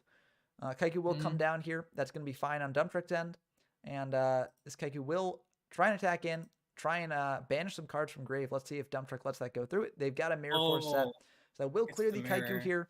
And now the coast is clear if Dump Truck has a way to win the game here. Bazoo will indeed And win. He it does. And yep, that will Hayabusa won. So yep, I mean it's kind of funny. We saw Hayabusa win game 1, lose game 2, and then the rest of the deck win game 3, which is kind of the Hayabusa experience, it seems like. But very big congratulations to Dump Truck there for their win in this locals, and very exciting games for sure. Yeah, are they? Yeah, Hayabusa as a whole just much better in LON than in Android. I don't even think it's like honestly, Hayabusa is a bit better. But I also think that the reason it won here is because 5 people were playing it. So out of 8. Partially. I think that's people are not testing just it. partially, but yeah, I mean the deck I think the deck can potentially be like tier 2 potentially. But I also think when 5 people are playing a tier 2 deck, that deck's probably going to win in an 8-player tournament. And I'm kind of surprised that the finals were not Hayabusa versus Hayabusa. I think the fact that the finals weren't Hayabusa versus Hayabusa kind of I guess the only Hayabusa player in Rayndance's bracket was Soul. No, wait, Rayndance beat PJ as well. So yeah, I lost. Well, to be fair, I lost to Patrick Starr. Yeah, so. but I think the fact that like Dump Truck and I won and ended up facing each other, which meant it was Hayabusa versus Hayabusa wasn't going to happen anyway. Yeah, well, no, Hayabusa versus Hayabusa could have happened if PJ or Soul won, but yeah, I know. So I mean. So we ended up facing each other, so it. Yeah, but like I think that this is not necessarily the best for Hayabusa being tier 1, but I do think it does show the deck can be like tier 2. It can win games. We saw game 1 of this finals won by Hayabusa. So if you draw the right cards, it can win. But also if you draw them at the wrong time, it can definitely lose you the game, which is sort of my definition of a tier 2 deck, or a deck of quality to be tier 2. Yeah. I feel like wins is Dump Truck on now? I think it's like Dump Truck's climbing up there on local legends titles. He's definitely one of the people who has the most. I think Aratos has the most so far. Yeah. But I have a few. Yep. Soul has a few. Yep. But I think Dump Truck might be I feel like getting close to the. Yeah, I'm thinking like he's catching up to Aratos, so that's why. Yeah, no, that's what I'm thinking too. So very interesting. And if any of you out there watching the stream also want to join in with these locals in the future and sort of become a local legend of your own, then definitely head on over to the YGO from Zero Discord server, linked in the description of the stream. And you can play in all these fun tournaments that we hold every week. And you can also play in the monthly tournaments that we hold every month, which are a little bit bigger because they're multi-day and more people playing them. So the last one had 40 people. Hopefully we can match that or exceed that for the next one. But it should be a fun time if you head on over. It's always fun every week. Just sort of seeing some great games and getting some great combos hopping on stream here. But yeah, let's see if we can talk to Dump Truck here. Ghost is in. Ghost said that he couldn't do it, but yeah, I mean, it goes on European time, so makes sense. But fair enough. Yeah, the struggle was real. But yeah, let's see if we can get Dump Truck in here to talk about their tournament run, because I am curious how much the Hayabusa stuff did come up in their journey here. He's coming. Yep, I see that. But yeah, very, very cool games here, though. And I think it's like, hopefully this serves to whet people's appetite for Android, because Android is basically this. They're very, very similar formats. There's like some slight differences, but like not too much. to. Oh, he to shut make up it. after all. Hello, Ghosty. Welcome, Ghost, and Oh, congratulations Nev. on making it to second. That was an He intense muted. run of games. He muted. Yeah, no, well, he can't talk right now because, he doesn't want to wake anyone up, which I think is fair. Yeah. But, congratulations on making it to second, and it's such an intense run of games there. I mean, we saw the game versus Patrick go down to the wire. We saw game 2 versus Dump Truck go down to the wire. Like, these were all super intense. So, congratulations on playing so well there. Yeah, it's another locals in the books. And after we get Dump Trucks, there's Dump Truck. Welcome, Dump Truck. And congratulations on winning with Hayabusa Night, of all things. Thanks. Yeah. Now, I was curious because we were sort of discussing, because there were like 5 players this tournament on Hayabusa Night. So I was sort of discussing, like, how much did Hayabusa come up for you in the games that you played and won? Because we saw it win game 1 of this finals match. We also saw it arguably lose game 2 of the finals match. So I'm just curious what your thoughts on it are in that regard. I think the card is pretty good, but I just ran 1, and I think 1 is probably correct.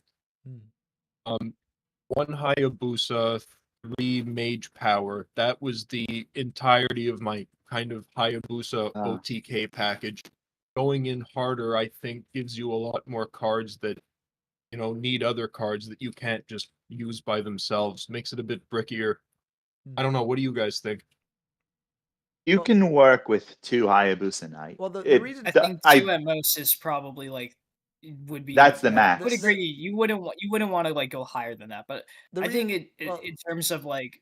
Oh, I just was gonna say. I think if you want to maybe make it more generic or so, I could understand maybe doing 1 and sort of like play it similar to like later formats with like a Stein or a Scientist. See it when you're gonna go for game, and then if you don't need to, then just play sort of that regulars like aggro beatdown type of style as well. So I can understand that. The reason I asked though, I was curious, like off the top of your head, how many games did you win with Hayabusa in this event? I think 1. If I remember correctly, that would be game 1 against Ghost. And Saul, I think that's a great point. That's exactly how I was thinking about it. It's easy to search with the 3 critters or bring back from the grave too. So yeah. Yeah, no, I think it's cool as a package. I'm just trying to determine what like the strategy itself, like where it sort of falls. Because like we were talking about, like in an event where like over half the field brings Hayabusa, it becomes a bit hard to like judge it based on the results of that event without like knowing exactly when came up or not come up. And yeah, but I think the fact that you won game 1 of finals here does show that the deck, like, it can perform. Like, it's just unfortunate when you draw the pieces out of order, mainly if you draw the 1 of Hayabusa that's there to search for the situations where you want to close out the game. Yeah. But it's just kind of like Yada, it's kind of like, as Soul was mentioning, it's like the cards in the future that come out in a similar way. And so it's like, it's kind of it's tough to evaluate, I think, in the small sample size. But maybe like seeing more play here will encourage people to try it out in Android, and maybe we'll see it more in the monthly for that coming up next month. So one note though, because mentioned in the comments,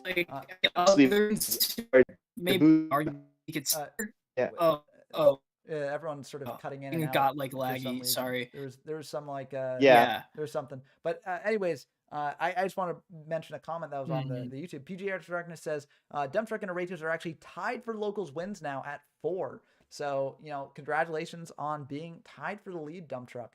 And also Soul and Blah, you two are both tied for 3 wins each. So you're right behind. So very cool to see such intense locals competition.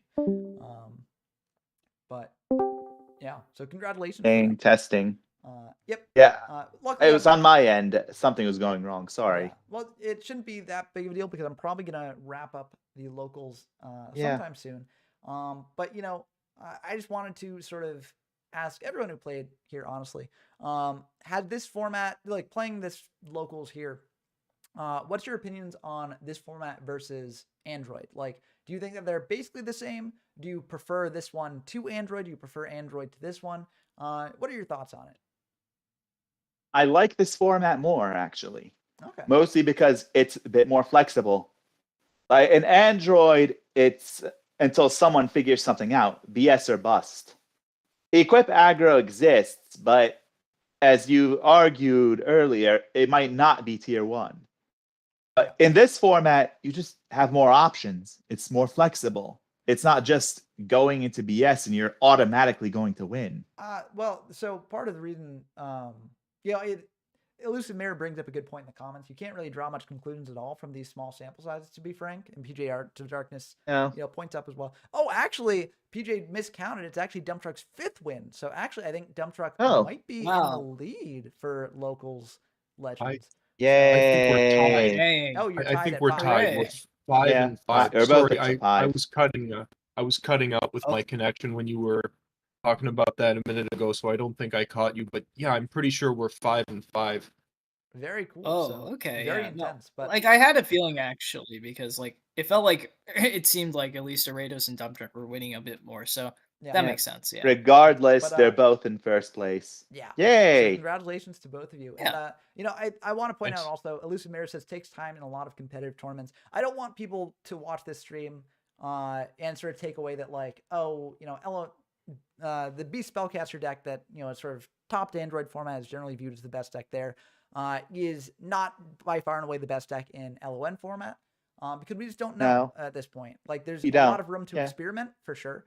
But after that experimentation, like it could very well turn out to be that Beast Spellcaster still reigns supreme in LON. But it's cool. Like, I think you bring up a good point that like it feels more flexible at this point.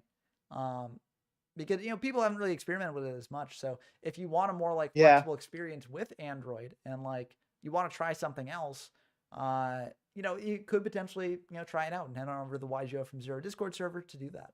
But what are y'all, Dump Truck and Soul? What are your thoughts on it as well? I think the other aspect, as well, to what makes LON different from Android 2 is because there's a potential for just higher power win conditions with both, say, like with having Mage Power and United We Stand both be at 3. That's going to give a lot more credence to equip decks because they can just do a ton of damage out of nowhere. And then Magic Cylinder also gives an interesting dimension as well to burn, which makes that a lot more scary too. So I think the power is where I think it differentiates from Android. So maybe the cores may be still similar, but I think the decks that got the power boost may have more of a shot here in that regard compared to Android. How about you, Dump Truck? What's your thoughts on it? I agree with Blah about the flexibility. I think it's positive. One of the things people really like about Android format is the rock, paper, scissors dynamic. Jinzo, Imperial Order, spells, or Elf, Kaiku, Bazoo. I think making, Magic Cylinder burn possible and also equip aggro possible, forces people to side deck differently, like bringing in things like Waboku or Haribo or something, but then those also lose in turn, like Enzo stops the traps and Karibo doesn't give you advantage. It just seems like there are more and more dynamics emerge from this flexibility. I think it's pretty good. Yeah.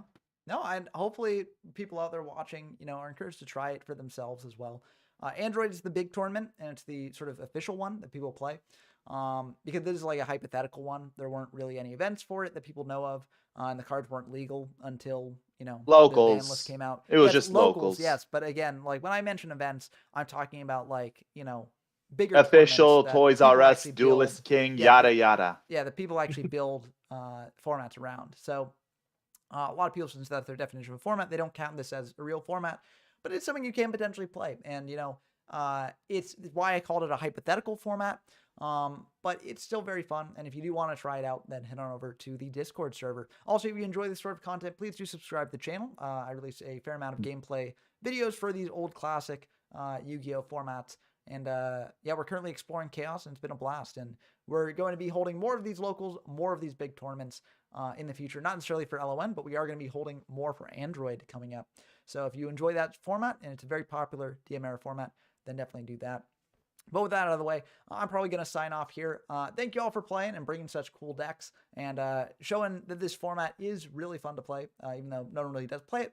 And until next time, I've been Ben from YGO from Zero, and I'm signing off. See you later. Okay, good stuff.